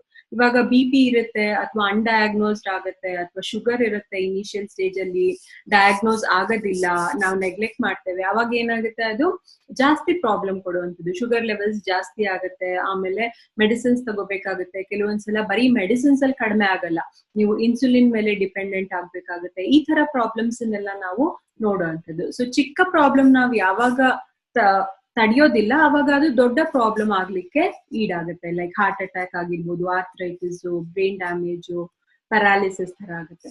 ಯಾವಾಗ ಈ ತರ ದೊಡ್ಡ ಕಾಯಿಲೆ ಆಗುತ್ತೆ ನಾವು ಮೆಡಿಸಿನ್ಸ್ ಮೇಲೆ ಡಿಪೆಂಡ್ ಆಗ್ತೇವೆ, ಮೆಡಿಸಿನ್ಸ್ ತಗೊಳ್ಳೋದು, ಆಂಟಿಬಯೋಟಿಕ್ಸ್ ತಗೊಳ್ಳೋದು. ದೊಡ್ಡ ಕಾಯಿಲೆ ಬರ್ತಾ ಇದೆ, ಕ್ಯಾನ್ಸರ್ ಆ ತರ ಎಲ್ಲ ಅಂತ ಹೇಳಿದ್ರೆ ರೇಡಿಯೇಷನ್, ಕೀಮೋಥೆರಪಿ ತಗೊಳ್ಳುವಂಥದ್ದು. ಸೊ ಫಾರ್ ಎಕ್ಸಾಂಪಲ್ ಇವಾಗ ರೀನಲ್ ಸ್ಟೋನ್ ಆಗಿದೆ, ಕಿಡ್ನಿ ಸ್ಟೋನ್ ಆಗಿದೆ, ಇನಿಷಿಯಲ್ ಅಲ್ಲೇ ನಾವು ಟ್ರೀಟ್ಮೆಂಟ್ ತಗೊಳ್ಳಿಲ್ಲ, ನೆಗ್ಲೆಕ್ಟ್ ಮಾಡಿದ್ವಿ, ಅಥವಾ ಕರೆಕ್ಟ್ ಆಗಿ ಮೆಡಿಸಿನ್ಸ್ ಫಾಲೋ ಮಾಡ್ಲಿಲ್ಲ, ಡಯಟ್ ಫಾಲೋ ಮಾಡ್ಲಿಲ್ಲ ಅಂದಾಗ ಲಾಸ್ಟ್ ಅಲ್ಲಿ ಏನ್ ಮಾಡ್ತಾರೆ, ಸರ್ಜರಿ ರೆಕಮೆಂಡ್ ಮಾಡ್ತಾರೆ. ಸೊ ಅಂತ ಸರ್ಜರೀಸ್ ತಗೊಳ್ಳುವಂಥದ್ದು ಅಥವಾ ಲಾಂಗರ್ ಡ್ಯೂರೇಷನ್ ಮೆಡಿಸಿನ್ಸ್ ಮೇಲೆ ಡಿಪೆಂಡೆಂಟ್ ಆಗಿ ಹಾಸ್ಪಿಟಲೈಸ್ ಆಗುವಂಥದ್ದು, ಈ ಪ್ರಾಬ್ಲಮ್ಸ್ ಅನ್ನೆಲ್ಲ ನಾವು ಫೇಸ್ ಮಾಡ್ಬೇಕಾಗುತ್ತೆ. ಸೊ ಏನು ಈ ಆಕ್ಸಿಡೇಟಿವ್ ಸ್ಟ್ರೆಸ್ ಇಂದ ಹೇಗೆ ಹೊರಗಡೆ ಬರ್ಬೇಕು, ಈ ಫ್ರೀ ರಾಡಿಕಲ್ ಫಾರ್ಮೇಶನ್ ಆಗುತ್ತಲ್ಲ ಅದನ್ನ ಕಡಿಮೆ ಮಾಡ್ಕೊಳ್ಳೋದು ಹೇಗೆ, ಅಥವಾ ಆ ಹೆಲ್ದಿ ಮಾಡ್ಕೊಳ್ಳೋದು ಹೇಗೆ ಆಟಮ್ಸ್ ಅಂತ ಹೇಳಿದ್ರೆ, ಯಾವಾಗ ಆಂಟಿ ಆಕ್ಸಿಡೆಂಟ್ಸ್ ಅಂತ ಒಂದು ಈ ಪ್ರಾಡಕ್ಟ್ ಬಗ್ಗೆ ನಾನು ಹೇಳಲಿಕ್ಕೆ ಇಷ್ಟಪಡ್ತೇನೆ. ಏನು ಆಂಟಿ ಆಕ್ಸಿಡೆಂಟ್ಸ್ ಅಂತ ಹೇಳಿದ್ರೆ, ನಮ್ಮ ಶರೀರದಲ್ಲಿ ನಾವು ಸೇವನೆ ಮಾಡಿರುವಂತ ಆಹಾರದಿಂದ ಆಗಿರ್ಬೋದು ಅಥವಾ ಬೇರೆ ತರದ ಸಪ್ಲಿಮೆಂಟ್ಸ್ ಇಂದ ಅಥವಾ ಸೋರ್ಸಸ್ ಇಂದ ನಾವು ನಮ್ಮ ಶರೀರದಲ್ಲಿ ಆಂಟಿ ಆಕ್ಸಿಡೆಂಟ್ಸ್ ನ ಜಾಸ್ತಿ ಮಾಡ್ಕೊಳ್ಳುವಂಥದ್ದು. ಇದು ಆಂಟಿ ಆಕ್ಸಿಡೆಂಟ್ಸ್ ಜಾಸ್ತಿ ಮಾಡ್ಕೊಂಡಾಗ ಏನಾಗುತ್ತೆ ಅಂತ ಹೇಳಿದ್ರೆ, ಆ ಫ್ರೀ ರಾಡಿಕಲ್ಸ್ ಅನ್ಪೇರ್ಡ್ ಎಲೆಕ್ಟ್ರಾನ್ ಏನಿದೆ ನಮ್ಮ ಶರೀರದಲ್ಲಿ ಅದಕ್ಕೆ ಒಂದು ಜೋಡಿ ಸಿಗುತ್ತೆ, ಅದಕ್ಕೆ ಒಂದು ಜೊತೆಯಾಗಿ ಇರುತ್ತೆ. ಸೊ ಇದನ್ನ ನೀವು ಜಾಸ್ತಿ ಮಾಡ್ಕೊಂಡಾಗ, ಆಂಟಿ ಆಕ್ಸಿಡೆಂಟ್ಸ್ ನಮ್ಮ ಶರೀರದಲ್ಲಿ ನಾವು ಜಾಸ್ತಿ ಮಾಡ್ಕೊಂಡಾಗ, ಅದು ಆಹಾರದಿಂದ ಆಗಿರ್ಬೋದು ಅಥವಾ ಬೇರೆ ಸಪ್ಲಿಮೆಂಟ್ಸ್ ಇಂದ ಅದು ಜಾಸ್ತಿ ಮಾಡ್ಕೊಂಡಾಗ, ಯಾವಾಗ ಅನ್ಪೇರ್ಡ್ ಎಲೆಕ್ಟ್ರಾನ್ ಇರುತ್ತೆ ಅದಕ್ಕೆ ಒಂದು ನಾವು ಎಲೆಕ್ಟ್ರಾನ್ ಕೊಟ್ರೆ ಆ ಫ್ರೀ ರಾಡಿಕಲ್ ಫಾರ್ಮೇಶನ್ ಕಡಿಮೆ ಆಗುತ್ತೆ. ಸೊ ಆ ಪೇರ್ನೆಸ್ ಇಂದ ನಮಗೆ ಆಕ್ಸಿಡೇಟಿವ್ ಸ್ಟ್ರೆಸ್ ಕಡಿಮೆ ಆಗುವಂಥದ್ದು. ಸೊ ಬಹಳಷ್ಟು ಸೋರ್ಸಸ್ ಇದೆ ಈ ಆಂಟಿ ಆಕ್ಸಿಡೆಂಟ್ಸ್ ಜಾಸ್ತಿ ಮಾಡ್ಕೊಳ್ಳಿಕ್ಕೆ. ಯಾವಾಗ ನಮ್ಮ ಶರೀರದಲ್ಲಿ ಫ್ರೀ ರಾಡಿಕಲ್ಸ್ ಮತ್ತೆ ಆಂಟಿ ಆಕ್ಸಿಡೆಂಟ್ಸ್ ಸಮತೋಲನವಾಗಿ ಇರುತ್ತೆ, ಅವಾಗ ನಮ್ಗೆ ಏನೇ ತರದ ಕಾಯಿಲೆ ಬರಲ್ಲ. ಯಾವಾಗ ಇದು ಫ್ರೀ ರಾಡಿಕಲ್ಸ್ ಒಂಟಿ ರಾಡಿಕಲ್ ಯಾವಾಗ ಜಾಸ್ತಿ ಆಗುತ್ತೆ, ಅವಾಗ ನಮ್ಮ ಶರೀರದಲ್ಲಿ ಬಹಳಷ್ಟು ನಾವು ಕಾಯಿಲೆಗಳನ್ನ ನೋಡುವಂಥದ್ದು. ಸೊ ಹೆಂಗಿದು ಆಂಟಿ ಆಕ್ಸಿಡೆಂಟ್ಸ್ ಜಾಸ್ತಿ ಮಾಡ್ಕೊಳ್ಳೋದು ಅಂತ ಹೇಳಿದ್ರೆ, ನಮ್ಮ ಆನ್ ಅಂಡ್ ಆನ್ ಅವರು ಈ ಆಂಟಿ ಆಕ್ಸಿಡೇಟಿವ್ ಸಪ್ಲಿಮೆಂಟ್ ಅನ್ನ ತಂದಿದ್ದಾರೆ. ಅದೇ 95 ನಮ್ಮ ಬ್ಲಾಕ್ ಬಸ್ಟರ್ ಪ್ರಾಡಕ್ಟ್. ಇದರಲ್ಲಿ ನಾನು ಇನ್ನೊಂದು ವರ್ಡ್ ಇಂಟ್ರೊಡ್ಯೂಸ್ ಮಾಡ್ಲಿಕ್ಕೆ ಇಷ್ಟಪಡ್ತೇನೆ, ಆಕ್ಸಿಜನ್ ರಾಡಿಕಲ್ ಅಬ್ಸಾರ್ಬಿಂಗ್ ಕೆಪಾಸಿಟಿ ಅಂತ, ಒರಾಕ್ ವ್ಯಾಲ್ಯೂ ಅಂತ ಹೇಳ್ತೇವೆ. ಇದು ಏನು ಇಲ್ಲ, ಇವಾಗ ಫಾರ್ ಎಕ್ಸಾಂಪಲ್ ಇವಾಗ ನಾವು ಹಾಲ್ ತರ್ತಾ ಇದ್ದೇವೆ ಅಂತ ಹೇಳಿದ್ರೆ 1 ಲೀಟರ್ ಕೊಡಿ ಅಂತ ಹೇಳ್ತೇವೆ, ಹೌದಲ್ಲ? ಸೊ ಇದು ಮೆಜರಿಂಗ್ ಯೂನಿಟ್ ಅಷ್ಟೇ. ಸೊ ನಮ್ಮ ಬಾಡಿನಲ್ಲಿ ಆಂಟಿ ಆಕ್ಸಿಡೆಂಟ್ಸ್ ಮೆಜರಿಂಗ್ ಯೂನಿಟ್ ಬಂದ್ಬಿಟ್ಟು ಈ ORAC value, oxygen radical absorbing capacity ಅಂತ ಹೇಳ್ತೇವೆ. ಸೊ ಈ ಒರಾಕ್ ವ್ಯಾಲ್ಯೂ ಎಷ್ಟಿರ್ಬೇಕು ನಮ್ಮ ಶರೀರದಲ್ಲಿ, ಏನಿದ್ರದ್ದು ಇಂಪಾರ್ಟೆನ್ಸ್ ಅಂತ ಹೇಳಿದ್ರೆ, WHO ಮತ್ತೆ USFDA ಅವರು ಸ್ಟಡಿ ಮಾಡಿದ್ದಾರೆ. ಏನು ಅಂತ ಹೇಳಿದ್ರೆ, ನಮ್ಮ ಶರೀರದಲ್ಲಿ almost 3000 to 5000 units of ORAC value ಒಂದು ದಿನಕ್ಕೆ ಬೇಕು ಅಂತ ಹೇಳ್ತಾರೆ. ಸೊ ಅಷ್ಟು ಒರಾಕ್ ವ್ಯಾಲ್ಯೂ ನಮ್ಮ ಶರೀರಕ್ಕೆ ಬೇಕು. ಯಾಕೆ ಅಂತ ಹೇಳಿದ್ರೆ, ಆ ಫ್ರೀ ರಾಡಿಕಲ್ ಫಾರ್ಮೇಶನ್ ಏನ್ ಆಗ್ತಾ ಇರುತ್ತೆ ನಮ್ಮ ಶರೀರದಲ್ಲಿ, ಅದನ್ನ ತಡೆಗಟ್ಲಿಕ್ಕೆ ಅಥವಾ ಅದಕ್ಕೆ ಪೇರಿಂಗ್ ಮಾಡ್ಲಿಕ್ಕೆ ಒಂದು ದಿನಕ್ಕೆ ಇಷ್ಟು ಒರಾಕ್ ವ್ಯಾಲ್ಯೂ ಬೇಕು ಅಂತ WHO ಸ್ಟಡೀಸ್ ಹೇಳುತ್ತೆ. ಏನಿದು ಒರಾಕ್ ವ್ಯಾಲ್ಯೂ ಎಷ್ಟಿರ್ಬೇಕು ಅಂತ ಹೇಳಿದ್ರೆ, ಈ ಒರಾಕ್ ವ್ಯಾಲ್ಯೂ 10,000ಗಿನ ಕಡಿಮೆ ಇತ್ತು ಅಂತ ಹೇಳಿದ್ರೆ ಅದು ಆಂಟಿ ಆಕ್ಸಿಡೆಂಟ್ ಪೌಡರ್ ಅಲ್ಲಿ ಅದು ಕಡಿಮೆ ಇದೆ, ಬಹಳ ಆಂಟಿ ಆಕ್ಸಿಡೆಂಟ್ ಅಂತ ಹೇಳ್ತೇವೆ. ಯಾವಾಗ ಅದು 10,000 ಇಂದ 20,000 ಒರಾಕ್ ವ್ಯಾಲ್ಯೂ ಅಷ್ಟು ಇದೆ, ಅವಾಗ ಅದು ಓಕೆ, ಪರವಾಗಿಲ್ಲ, ಗುಡ್ ಅಂತ ಹೇಳ್ತೇವೆ. ಯಾವಾಗ ಅದ್ರಲ್ಲಿ ನಮ್ಗೆ 20,000ಗಿನ ಜಾಸ್ತಿ ಒರಾಕ್ ವ್ಯಾಲ್ಯೂ ಸಿಗುತ್ತೆ ಯಾವ್ದಾದ್ರು ಒಂದು ಡಯಟ್ರಿ ಸಪ್ಲಿಮೆಂಟ್ ಅಲ್ಲಿ ಅಂತ ಹೇಳಿದ್ರೆ, ಅದರಲ್ಲಿ ಆಂಟಿ ಆಕ್ಸಿಡೆಂಟ್ಸ್ ಬಹಳಷ್ಟು ಒಳ್ಳೆ ಪ್ರಮಾಣದಲ್ಲಿ ಇದೆ ಅಂತ ರೆಕಗ್ನೈಸ್ ಮಾಡ್ತೇವೆ. ನಾನಿಲ್ಲಿ ಹೇಳಲಿಕ್ಕೆ ಇನ್ನೊಂದು ಹೆಮ್ಮೆಯ ವಿಷಯ ಅಂತ ಹೇಳಿದ್ರೆ, ನಮ್ಮ ಈ on and on 95 health drink ಅಲ್ಲಿ ಬೆಳಗ್ಗೆ ಎದ್ದ ತಕ್ಷಣ ಇದು ಖಾಲಿ ಹೊಟ್ಟೆಯಲ್ಲಿ ತಗೋಬೇಕು ಅಂತ ಹೇಳ್ತೇವೆ. ಒಂದು ಸ್ಯಾಚೆಟ್ ಅಷ್ಟು 95 ಪ್ರಾಡಕ್ಟ್ ಅನ್ನ, ಒಂದು ಸ್ಯಾಚೆಟ್ 95 ಪ್ರಾಡಕ್ಟ್ ಅಲ್ಲಿ 30,000ಗಿನ ಹೆಚ್ಚು ಒರಾಕ್ ವ್ಯಾಲ್ಯೂ ಸಿಗುತ್ತೆ. ನೀವು ಒಂದು ಸ್ಯಾಚೆಟ್ ಒಂದು ದಿನಕ್ಕೆ ತಗೊಂಡ್ರಿ ಅಂತ ಹೇಳಿದ್ರೆ ಮೋರ್ ದ್ಯಾನ್ 30,000 ಅಷ್ಟು ಒರಾಕ್ ವ್ಯಾಲ್ಯೂ ಇರುವಂತದ್ದು. ಸೊ ಈ ಒಂದು ಸ್ಯಾಚೆಟ್ 95 ಡ್ರಿಂಕ್ ಬಂದು ಆಲ್ಮೋಸ್ಟ್ ನೀವು ಕಂಪೇರ್ ಮಾಡಿದ್ರೆ it is nearing to 10 apples. ಒಂದು ಮನುಷ್ಯರು ಒಬ್ರು 10 ಆಪಲ್ ತಿಂದಷ್ಟು ಒರಾಕ್ ವ್ಯಾಲ್ಯೂ ಅದರಲ್ಲಿ ಒಂದು ಸ್ಯಾಚೆಟ್ ಅಲ್ಲಿ ಸಿಗುವಂಥದ್ದು. ಇನ್ನೊಂದು ಹೆಮ್ಮೆಯ ವಿಷಯ ಅಥವಾ ಪ್ರೌಡ್ ಮೊಮೆಂಟ್ ಹೇಳಲಿಕ್ಕೆ ಏನು ಅಂತ ಹೇಳಿದ್ರೆ, ಈ ಆನ್ ಅಂಡ್ ಆನ್ 95 ಪ್ರಾಡಕ್ಟ್ ಅಲ್ಲಿ ಇಂಟರ್ನ್ಯಾಷನಲ್ ಸ್ಟಡಿ ಆಗಿರುವಂತದ್ದು ಬ್ರುನ್ಸ್ವಿಕ್ ಲ್ಯಾಬೊರೇಟರೀಸ್ ಅಲ್ಲಿ ಅವರು ನಮ್ಗೆ ನಮ್ಮ ಪ್ರಾಡಕ್ಟ್ ಅಲ್ಲಿ ಎಷ್ಟು ಒರಾಕ್ ವ್ಯಾಲ್ಯೂ ಇದೆ ಅಂತ ನಮ್ಗೆ ಅವರು ಹೇಳಿರುವಂತದ್ದು. ಇದರಲ್ಲಿ ನಮ್ಗೆ ಇರೋಂಥ ಒರಾಕ್ ವ್ಯಾಲ್ಯೂ ಬಂದು ಆಲ್ಮೋಸ್ಟ್ 10,74,000 ಅಷ್ಟು 880 ಅಷ್ಟು ಒರಾಕ್ ವ್ಯಾಲ್ಯೂ ನಮ್ಮ ಪ್ರಾಡಕ್ಟ್ ಅಲ್ಲಿ ಇರುವಂತದ್ದು. ಬಟ್ ನಾವು ಇಷ್ಟಿದೆ ಅಂತ ನಮ್ಮ ಪ್ರಾಡಕ್ಟ್ ಅಲ್ಲಿ ನಾವು ಕ್ಲೇಮ್ ಮಾಡ್ತಾ ಇಲ್ಲ, ನಾವು 9 lakh ಇದೆ ಅಂತ ಅಷ್ಟನ್ನೇ ಕ್ಲೇಮ್ ಮಾಡ್ತಾ ಇದ್ದೇವೆ. ಏನಕ್ಕೆ ಅಂತ ನಾನು ನೆಕ್ಸ್ಟ್ ಹೇಳ್ತೇನೆ. ಸೊ ಏನೇನಿದೆ ನಮ್ಮ ಪ್ರಾಡಕ್ಟ್ ಅಲ್ಲಿ 95 ಆನ್ ಅಂಡ್ ಆನ್ 95 ಪ್ರಾಡಕ್ಟ್ ಅಲ್ಲಿ ಅಂತ ಹೇಳಿದ್ರೆ, ಇದರಲ್ಲಿ ಇಂಗ್ರೀಡಿಯೆಂಟ್ಸ್ ಅಲ್ಲಿ ಫಸ್ಟ್ ಇಂಗ್ರೀಡಿಯೆಂಟ್ ಬಂದು ಅಕಾಯ್ ಬೆರಿ ಅಂತ ಹೇಳ್ತೇವೆ. ಇದು ನಮ್ಮ ರೋಗ ನಿರೋಧಕ ಶಕ್ತಿ ಜಾಸ್ತಿ ಮಾಡ್ಲಿಕ್ಕೆ ಬಹಳಷ್ಟು ಹೆಲ್ಪ್ ಮಾಡುವಂಥದ್ದು. ಬೆಸ್ಟ್ ಆಂಟಿ ಆಕ್ಸಿಡೆಂಟ್ ಅಂತ ಇದನ್ನ ನಾವು ಕನ್ಸಿಡರ್ ಮಾಡ್ತೇವೆ. ನಮ್ಮ ಹಾರ್ಟ್ ಫಂಕ್ಷನಿಂಗ್ ಕರೆಕ್ಟ್ ಆಗಿ ಆಗ್ಲಿಕ್ಕೆ, ನಮ್ಮ ಬೇರೆ ಬೇರೆ ಏನಾದ್ರು ಹಾರ್ಟ್ ರಿಲೇಟೆಡ್ ಪ್ರಾಬ್ಲಮ್ಸ್ ಇತ್ತು ಅಂತ ಹೇಳಿದ್ರೆ, ಅಥವಾ ಹಾರ್ಟ್ ಫಂಕ್ಷನಿಂಗ್ ನಾರ್ಮಲ್ ಆಗ್ಲಿಕ್ಕೆ ಈ ಪ್ರಾಡಕ್ಟ್ ಈ ಅಕಾಯ್ ಬೆರಿ ಬಹಳ ಹೆಲ್ಪ್ ಮಾಡುವಂಥದ್ದು. ನಿಮ್ಮ ಸ್ಕ್ರೀನ್ ಮೇಲೆ ನೀವು ನೋಡ್ತಾ ಇದ್ದೀರಾ ಗೂಜಿ ಬೆರಿ ಅಂತ ಇನ್ನೊಂದು ಇಂಗ್ರೀಡಿಯೆಂಟ್ ಇದೆ ಇದರಲ್ಲಿ. ಈ ಗೂಜಿ ಬೆರಿನ ತಿಂದು ಮನುಷ್ಯರು, it is a historical record, almost 256 years ಅವ್ರು ಬದುಕಿದ್ರು ಈ ಗೂಜಿ ಬೆರಿ ಫ್ರೂಟ್ ತಿಂದು ಅಂತ ಒಂದು ರೆಕಾರ್ಡ್ ಇದೆ. ಇದರಿಂದ ಏನಾಗತ್ತೆ, ಬಹಳ ದೊಡ್ಡ ದೊಡ್ಡ ಕಾಯಿಲೆ ಲೈಕ್ ಕ್ಯಾನ್ಸರ್ ಆಗಿರೋ ಅಂಥದ್ರಲ್ಲೆಲ್ಲ, ಅಥವಾ ಅವರು ಬೇರೆ ಟ್ರೀಟ್ಮೆಂಟ್ ತಗೊಂಡಿದ್ರೆ ಕ್ಯಾನ್ಸರಿಗೆ ಕೀಮೋಥೆರಪಿ ಅಥವಾ ರೇಡಿಯೋಥೆರಪಿ ತರ ತಗೊಂಡಿದ್ರೆ, ಅದರಲ್ಲಿ ಅವರ ಇಮ್ಯೂನ್ ಫಂಕ್ಷನ್ ನಾರ್ಮಲ್ ಮಾಡ್ಲಿಕ್ಕೆ, ಅವರ ಸಿಸ್ಟಮ್ ಕರೆಕ್ಟ್ ಆಗಿ ವರ್ಕ್ ಮಾಡ್ಲಿಕ್ಕೆ ಇದು ಹೆಲ್ಪ್ ಮಾಡುವಂಥದ್ದು ಗೂಜಿ ಬೆರಿ. ಮತ್ತೆ ಬ್ಲಡ್ ಶುಗರ್ ಕಡಿಮೆ ಮಾಡ್ಲಿಕ್ಕೆ ಇದು ಹೆಲ್ಪ್ ಮಾಡುವಂಥದ್ದು. BP, sugar, blood sugar levels ನಿಮ್ಮ ಶರೀರದಲ್ಲಿ ಜಾಸ್ತಿ ಇತ್ತು ಅಂತ ಹೇಳಿದ್ರೆ ಈ ಗೂಜಿಬೆರಿ ಫ್ರೂಟ್ ಹೆಲ್ಪ್ ಮಾಡುವಂಥದ್ದು ಅದನ್ನ ನಾರ್ಮಲೈಸ್ ಮಾಡ್ಲಿಕ್ಕೆ. ಈ ಗೂಜಿಬೆರಿ ಫ್ರೂಟ್ ಇಂದ ಸ್ಪರ್ಮ್ ಪ್ರೊಡಕ್ಷನ್ ಜಾಸ್ತಿ ಆಗುವಂತ ಚಾನ್ಸಸ್ ಬಹಳಷ್ಟು ಇದೆ. ನೋನಿ ಅನ್ನೋ ಇಂಗ್ರೀಡಿಯೆಂಟ್ ಬಗ್ಗೆ ಬಹಳಷ್ಟು ನೋಡಿದ್ದೀರಾ. ಇದ್ರದ್ದು ಪ್ರಾಡಕ್ಟ್ಸ್ ಕೂಡ ಮಾರ್ಕೆಟ್ ಅಲ್ಲಿ ಬಹಳಷ್ಟು ಇದೆ. ಬಟ್ ಈ ನೋನಿ ಇಂಗ್ರೀಡಿಯೆಂಟ್ ಏನು ಬೆನಿಫಿಟ್ ಅಂತ ಹೇಳಿದ್ರೆ, ಇದು ಬೇರೆ ಬ್ಯಾಕ್ಟೀರಿಯಾಸ್, ಚಿಕ್ಕ ಚಿಕ್ಕ ಬ್ಯಾಕ್ಟೀರಿಯಾಸ್ ಯಾವ್ದ್ರಿಂದ ನಮ್ಗೆ ಯೂರಿನರಿ ಇನ್ಫೆಕ್ಷನ್ ಆಗುತ್ತೆ, ಡಯೇರಿಯಾ ಅಥವಾ ಸ್ಟಮಕ್ ಇನ್ಫೆಕ್ಷನ್ ಆಗುತ್ತೆ, ಅದ್ರಲ್ಲೆಲ್ಲ ಇದು ಬಹಳ ಹೆಲ್ಪ್ ಮಾಡುವಂಥದ್ದು noni ingredient. Cancer cells grow ಆಗ್ತಾ ಇದ್ರೆ ನಮ್ಮ ಶರೀರದಲ್ಲಿ ಅದನ್ನ ಕಂಟ್ರೋಲ್ ಮಾಡ್ಲಿಕ್ಕೆ, ಹಾರ್ಟ್ ಪ್ರಾಬ್ಲಮ್ ಏನಾದ್ರು ಇತ್ತು ಅಂದ್ರೆ ಅದನ್ನ ಕಂಟ್ರೋಲ್ ಮಾಡಿ ಪ್ರಿವೆಂಟ್ ಮಾಡ್ಲಿಕ್ಕೆ ಈ ನೋನಿ ಇಂಗ್ರೀಡಿಯೆಂಟ್ ಹೆಲ್ಪ್ ಮಾಡುವಂಥದ್ದು. Next aloe vera. ಅಲೋವೆರಾ ಬಗ್ಗೆ ಎಲ್ಲಾರ್ಗೂ ಗೊತ್ತು. ಬಹಳಷ್ಟು ಜನಗಳು ಅವರ ಮನೆಯಲ್ಲಿ ಪಾಟ್ ಅಲ್ಲೂ ಕೂಡ ಇದನ್ನ ಬೆಳೆಸ್ಕೊತೀವಿ. ಯೂಶಲಿ ಇದು ಫಿಮೇಲ್ ರಿಲೇಟೆಡ್ ಡಿಸಾರ್ಡರ್ಸ್ ಅಲ್ಲಿ ಕೂಡ ಬಹಳಷ್ಟು ಯೂಸ್ ಮಾಡುವಂಥದ್ದು. ಸ್ಕಿನ್ ಗ್ಲೋ ಆಗ್ಲಿಕ್ಕೆ ಕೂಡ ಈ ಅಲೋವೆರಾ ಜೆಲ್ ನ ಬಹಳಷ್ಟು ಜನ ಅಪ್ಲೈ ಮಾಡ್ತಾರೆ ಅವರ ಸ್ಕಿನ್ ಮೇಲೆ. ಸೊ ಅದ್ರಲ್ಲೂ ಕೂಡ ಇದು ಎಫೆಕ್ಟಿವ್ ಆಗಿ ಇರುವಂತದ್ದು. ಈ ಅಲೋವೆರಾ ಏನು ಪ್ಲಾಂಟ್ ಇದೆ ಅಥವಾ ಇಂಗ್ರೀಡಿಯೆಂಟ್ ಇದೆ, ಆಲ್ಮೋಸ್ಟ್ ಆಯುರ್ವೇದ ಶಾಸ್ತ್ರದಲ್ಲಿ ಹೇಳಿರುವಂತದ್ದು ಏನಂತ ಹೇಳಿದ್ರೆ 200 ಡಿಸೀಸಸ್, ಆಲ್ಮೋಸ್ಟ್ 200 ಡಿಸೀಸಸ್ ಅಲ್ಲಿ ಇದು ಕೆಲಸ ಮಾಡುವಂಥದ್ದು. ಇದು ಕ್ಯಾನ್ಸರು, ಡಯಾಬಿಟಿಸ್, ಅಲ್ಸರ್ಸ್, ಮತ್ತೆ ಸ್ಕಿನ್ನು, ಫಿಮೇಲ್ ರಿಲೇಟೆಡ್ ಇಶ್ಯೂಸ್ ಅವರಲ್ಲೆಲ್ಲ ಇದು ಬಹಳ ಹೆಲ್ಪ್ ಮಾಡುವಂಥದ್ದು. ನೆಕ್ಸ್ಟ್ ಇಂಗ್ರೀಡಿಯೆಂಟ್ ಬಂದು ಸ್ಟ್ರಾಬೆರಿ. ಸ್ಟ್ರಾಬೆರಿ ಫ್ರೂಟ್ ಎಲ್ಲರೂ ನೋಡಿದೀವಿ, ತಿಂದಿರ್ತೀವಿ. ಸೊ ಏನಿದ್ರದ್ದು ಇಂಪಾರ್ಟೆನ್ಸ್ ಅಂತ ಹೇಳಿದ್ರೆ, ಹಾರ್ಟ್ ಅಟ್ಯಾಕ್ ಮತ್ತೆ ಸ್ಟ್ರೋಕ್ ಆಗುವಂತ ರಿಸ್ಕ್ ಫ್ಯಾಕ್ಟರ್ಸ್ ನ ಇದು ಕಡಿಮೆ ಮಾಡುವಂಥದ್ದು, ನಮ್ಮ ಹಾರ್ಟ್ ಫಂಕ್ಷನಿಂಗ್ ಇದು ಹೆಲ್ಪ್ ಮಾಡುವಂಥದ್ದು. ಆಮೇಲೆ RBC ಪ್ರೊಡಕ್ಷನ್ ಅಲ್ಲಿ ಇದು ಹೆಲ್ಪ್ ಮಾಡುವಂಥದ್ದು. ಕೊಲೆಸ್ಟ್ರಾಲ್ ಲೆವೆಲ್ ಅನ್ನ ಕೂಡ ಇದು ಕಡಿಮೆ ಮಾಡುತ್ತೆ. ಸೊ ಕೊಲೆಸ್ಟ್ರಾಲ್ ಕೂಡ ಹಾರ್ಟ್ ಪ್ರಾಬ್ಲಮ್ಗೆ ಒಂದು ರೀಸನ್ ಆಗುವಂಥದ್ದು. ಹಾಗಾಗಿ ಇದು ಸ್ಟ್ರಾಬೆರಿ ಇಂಗ್ರೀಡಿಯೆಂಟ್ ನಮ್ಗೆ ಹಾರ್ಟ್ ಅಟ್ಯಾಕ್ ಅಥವಾ ಸ್ಟ್ರೋಕ್ ಅಲ್ಲಿ ಮತ್ತೆ ಕೊಲೆಸ್ಟ್ರಾಲ್ ಕಡಿಮೆ ಮಾಡ್ಲಿಕ್ಕೆ ಹೆಲ್ಪ್ ಮಾಡುತ್ತೆ. ಬ್ಲಾಕ್ ಬೆರಿಯಿಂದ ಏನಾಗುತ್ತೆ, it is a rich source of vitamin B, C ಮತ್ತೆ K ಅಂತ ಹೇಳ್ತೇವೆ.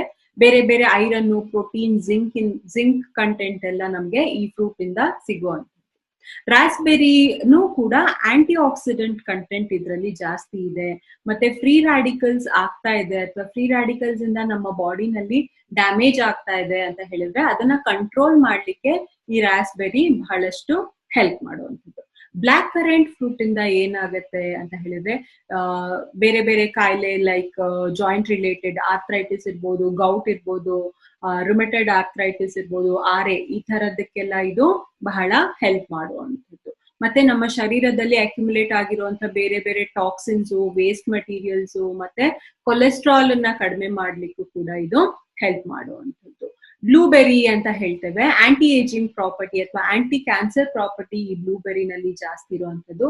ನಮ್ಮ ಬ್ರೈನ್ ಮೇಲೆ ಇದು ಹೆಲ್ಪ್ ಮಾಡುತ್ತೆ, ಕೆಲಸ ಮಾಡುತ್ತೆ. ಮೆಮೊರಿ ಪವರ್ ನ ಇನ್ಕ್ರೀಸ್ ಮಾಡುವಂಥದ್ದು, ಕಾನ್ಸಂಟ್ರೇಷನ್ ಪವರ್ ನ ಇನ್ಕ್ರೀಸ್ ಮಾಡುವಂಥದ್ದು, ಮತ್ತೆ ಕ್ಯಾನ್ಸರ್ ಸೆಲ್ ಗ್ರೋ ಆಗೋದನ್ನ ತಡೆಯಕ್ಕೆ ಕೂಡ ಈ ಬ್ಲೂಬೆರಿ ಫ್ರೂಟ್ ಹೆಲ್ಪ್ ಮಾಡುವಂಥದ್ದು.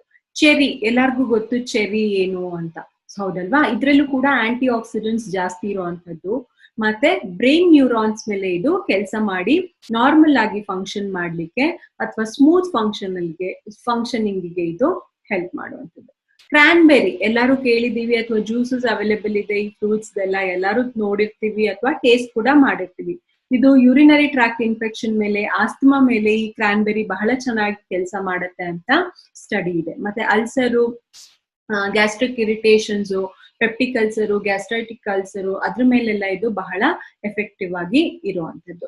ರೆಡ್ ಕರೆಂಟ್ ಇಂದ ಏನಾಗುತ್ತೆ, ಡೈಜೆಷನ್ ಹೆಲ್ಪ್ ಆಗುತ್ತೆ, ನಮ್ಮ ಬವಲ್ ಮೂವ್ಮೆಂಟ್ಸ್ ಚೆನ್ನಾಗಾಗುತ್ತೆ. ಕಾನ್ಸ್ಟಿಪೇಷನ್ ಇತ್ತು ಅಂತ ಹೇಳಿದ್ರೆ ಅದ್ರಲ್ಲೂ ಕೂಡ ಈ ರೆಡ್ ಕರೆಂಟ್ ಹೆಲ್ಪ್ ಮಾಡುವಂಥದ್ದು. BP ರೆಗ್ಯುಲೇಟ್ ಮಾಡುವಂಥದ್ದು. ಮಸಲ್ ಕ್ರಾಂಪ್ಸ್ ಏನಾದ್ರು ಇತ್ತು ಅಂದ್ರೆ ಇದು ಹೆಲ್ಪ್ ಮಾಡುವಂಥದ್ದು. ಎಲ್ಡರ್ ಬೆರಿಯಿಂದ ಏನಾಗುತ್ತೆ ಅಂದ್ರೆ ಆಂಟಿವೈರಲ್ ಪ್ರಾಪರ್ಟೀಸ್ ಇದೆ. ಫ್ಲೂ ಆಗಿರ್ಬೋದು, ಕೋಲ್ಡ್ ಆಗಿರ್ಬೋದು, ಆ ಥರದ್ದು ಏನಾದ್ರು ಆಗ್ತಾ ಇದೆ ಅಥವಾ ಬಾಡಿ ಎಕ್ಸೆಸ್ ಹೀಟ್ ಆಗಿ ಅವರಿಗೆ ಮೌತ್ ಅಲ್ಸರ್ಸ್ ಆಗಿದೆ ಅಥವಾ ಗಂಟ್ಲು ನೋವಿದೆ, ಸೋರ್ ಥ್ರೋಟು, ಟಾನ್ಸಿಲೈಟಿಸ್ ಇನ್ಫೆಕ್ಷನ್ ಆಗಿ ಇನ್ಫ್ಲಮೇಷನ್ ಆಗಿದೆ ಅಂದ್ರೆ ಅದಕ್ಕೆ ಕೂಡ ಇದು ಹೆಲ್ಪ್ ಮಾಡುತ್ತೆ. ಆಮ್ಲ ಎಲ್ಲಾರ್ಗೂ ಗೊತ್ತು, ನಮ್ಮ ಎಲಿಮೆಂಟ್ಸ್ ವೆಲ್ನೆಸ್ ಬಹಳಷ್ಟು ಬೇರೆ ಬೇರೆ ಪ್ರಾಡಕ್ಟ್ಸ್ ಅಲ್ಲೂ ಆಮ್ಲ ಇದೆ. It is a rich source of vitamin C ಅಂತ ಹೇಳಲಿಕ್ಕೆ ಇಷ್ಟಪಡ್ತೇನೆ. ನಮ್ಮಲ್ಲಿ ರೋಗ ನಿರೋಧಕ ಶಕ್ತಿ ಜಾಸ್ತಿ ಆಗ್ಲಿಕ್ಕೆ ಇದು ಹೆಲ್ಪ್ ಮಾಡುವಂಥದ್ದು.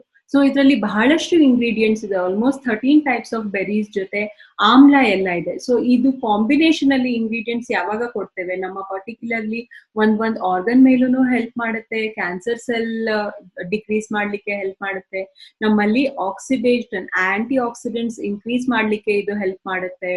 ಹಾಗಾಗಿ ಆಕ್ಸಿಡೇಟಿವ್ ಸ್ಟ್ರೆಸ್ ನಮ್ಮ ಶರೀರದಲ್ಲಿ ಕಡಿಮೆ ಮಾಡ್ಲಿಕ್ಕೆ ಹೆಲ್ಪ್ ಮಾಡುತ್ತೆ. ಸೊ ಈ 13 ಟೈಪ್ ಆಫ್ ಬೆರೀಸ್ ಆಮ್ಲ ಎಲ್ಲ rich source of vitamin C. So ಈ ಕಾಂಬಿನೇಷನ್ ಇಂದ ಬಂದಿರೋ ಅಂತದ್ದೇ 95. ಸೊ ಹಾಗಾಗಿ ನಮ್ಗೆ ಇದು ಬಹಳ ಒಳ್ಳೆ ಪ್ರಾಡಕ್ಟ್. ಎಷ್ಟು ತಗೋಬೇಕು ಅಂತ ಹೇಳಿದ್ರೆ, ಅಡಲ್ಟ್ಸ್ ನಾರ್ಮಲ್ ಹೆಲ್ದಿ ಅಡಲ್ಟ್ಸ್ ಇರ್ತಾರೆ, ಅಂತವರಲ್ಲಿ ಏನು ಪ್ರಾಬ್ಲಮ್ ಇಲ್ಲ, ಹೆಲ್ದಿ ಆಗಿ ಇದ್ದಾರೆ ಅಂತ ಹೇಳೋರಲ್ಲಿ 1 ಸ್ಯಾಚೆಟ್ ಕೊಡ್ಬೇಕು ದಿನಕ್ಕೆ. ಬೆಳಗ್ಗೆ ಎದ್ದ ಮೇಲೆ ಖಾಲಿ ಹೊಟ್ಟೆಯಲ್ಲಿ ಇದನ್ನ ಕೊಡ್ಬೇಕು. ಸೊ 1 ಸ್ಯಾಚೆಟ್ ನ ನೀವು 1 ಗ್ಲಾಸ್ ಅಲ್ಲಿ ನಾರ್ಮಲ್ ರೆಗ್ಯುಲರ್ ವಾಟರ್ ಅಲ್ಲಿ, ತುಂಬಾ ಬಿಸಿ ನೀರು ಅಲ್ಲ, ತುಂಬಾ ಕೋಲ್ಡ್ ವಾಟರು ಅಲ್ಲ, ಸೊ ರೆಗ್ಯುಲರ್ ವಾಟರ್ ಅಲ್ಲಿ 1 ಸ್ಯಾಚೆಟ್ ಅಷ್ಟು ಇದನ್ನ ನೀವು ಮಿಕ್ಸ್ ಮಾಡಿ ಇದನ್ನ ತಗೋಬೇಕಾಗುತ್ತೆ ಹೆಲ್ದಿ ಇಂಡಿವಿಜುವಲ್ ಅಲ್ಲಿ. ಇನ್ ಕೇಸ್ ಯಾರಿಗಾದ್ರೂ ಸ್ವಲ್ಪ ಹೆಲ್ತ್ ಇಶ್ಯೂಸ್ ಇದೆ ಅಥವಾ ತುಂಬಾ ಸ್ಟ್ರೆಸ್ ಅಲ್ಲಿ ಇದ್ದಾರೆ, ಏನೋ ಒಂದು ಚಿಕ್ಕ ಪುಟ್ಟ ಕಾಯಿಲೆಗಳ ತರ ಇದೆ, ಅಥವಾ ಯಾವುದೇ ಒಂದು ಪರ್ಟಿಕ್ಯುಲರ್ ಡಿಸೀಸ್ ಇಂದ ಸಫರ್ ಆಗ್ತಾ ಇದ್ದಾರೆ ಅಂತ ಹೇಳಿದ್ರೆ 2 ಸ್ಯಾಚೆಟ್ ನೀವು ತಗೋಬಹುದು. ದಿನಕ್ಕೆ 2 ಬಾರಿ ಇದನ್ನ ನೀವು ತಗೋಬಹುದು, ಬೆಳಗ್ಗೆ ಮತ್ತೆ ಸಂಜೆ. ಸ್ನೇಹಿತರೆ, ಇದನ್ನ ನೀವು ಪ್ರೆಗ್ನೆಂಟ್ ಲೇಡಿಗೆ ಮತ್ತೆ ಲ್ಯಾಕ್ಟೇಟಿಂಗ್ ಮದರ್ಸ್ಗೆ ದಯವಿಟ್ಟು ರೆಕಮೆಂಡ್ ಮಾಡ್ಲಿಕ್ಕೆ ಹೋಗ್ಬೇಡಿ. ಯಾಕೆ ಅಂತ ಹೇಳಿದ್ರೆ, ಬಹಳಷ್ಟು ಬೆರೀಸ್ ಇವಾಗ ಏನು ನಾನು 13 ತರದ ಬೆರೀಸ್ ಏನ್ ಹೇಳಿದೆ ಎಲ್ಲಾನು ನಮ್ಮ ಇಂಡಿಯಾದಲ್ಲಿ ಅವೈಲೇಬಲ್ ಇರೋದಿಲ್ಲ.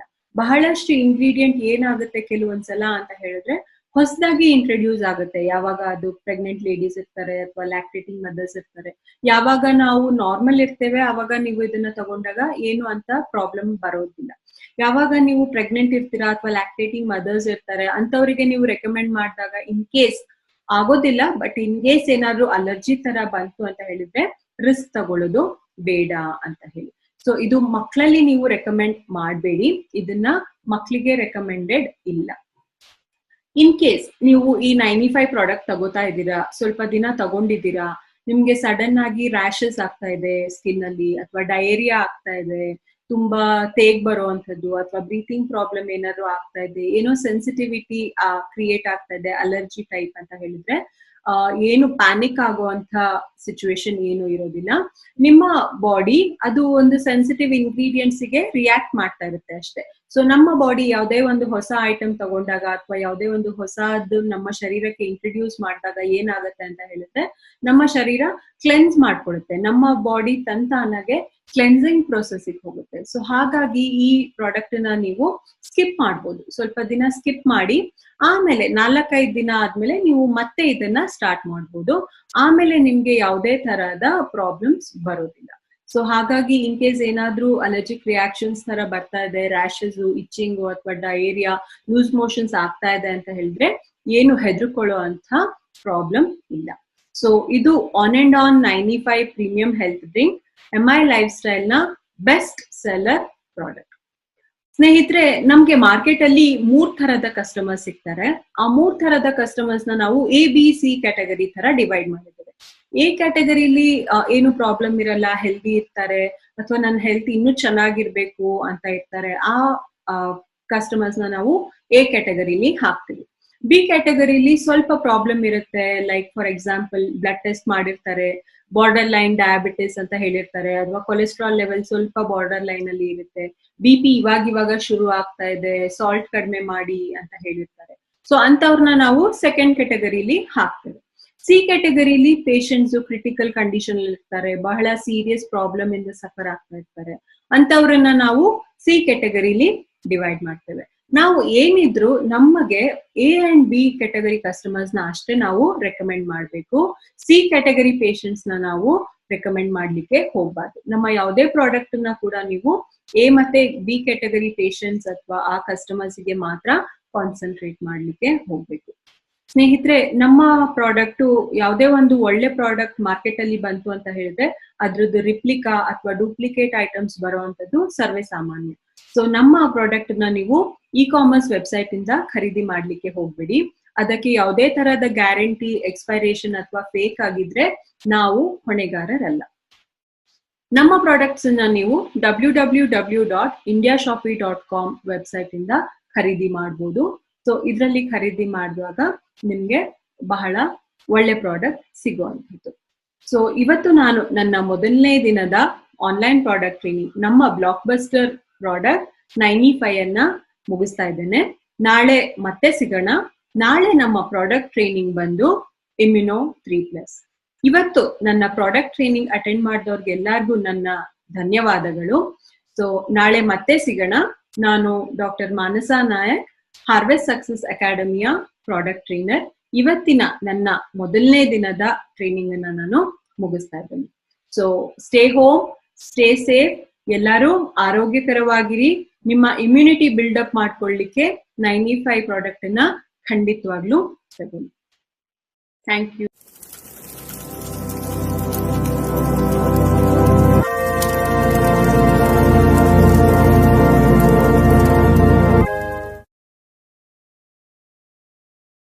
Thank you for watching. For more business and product videos, subscribe the channel now.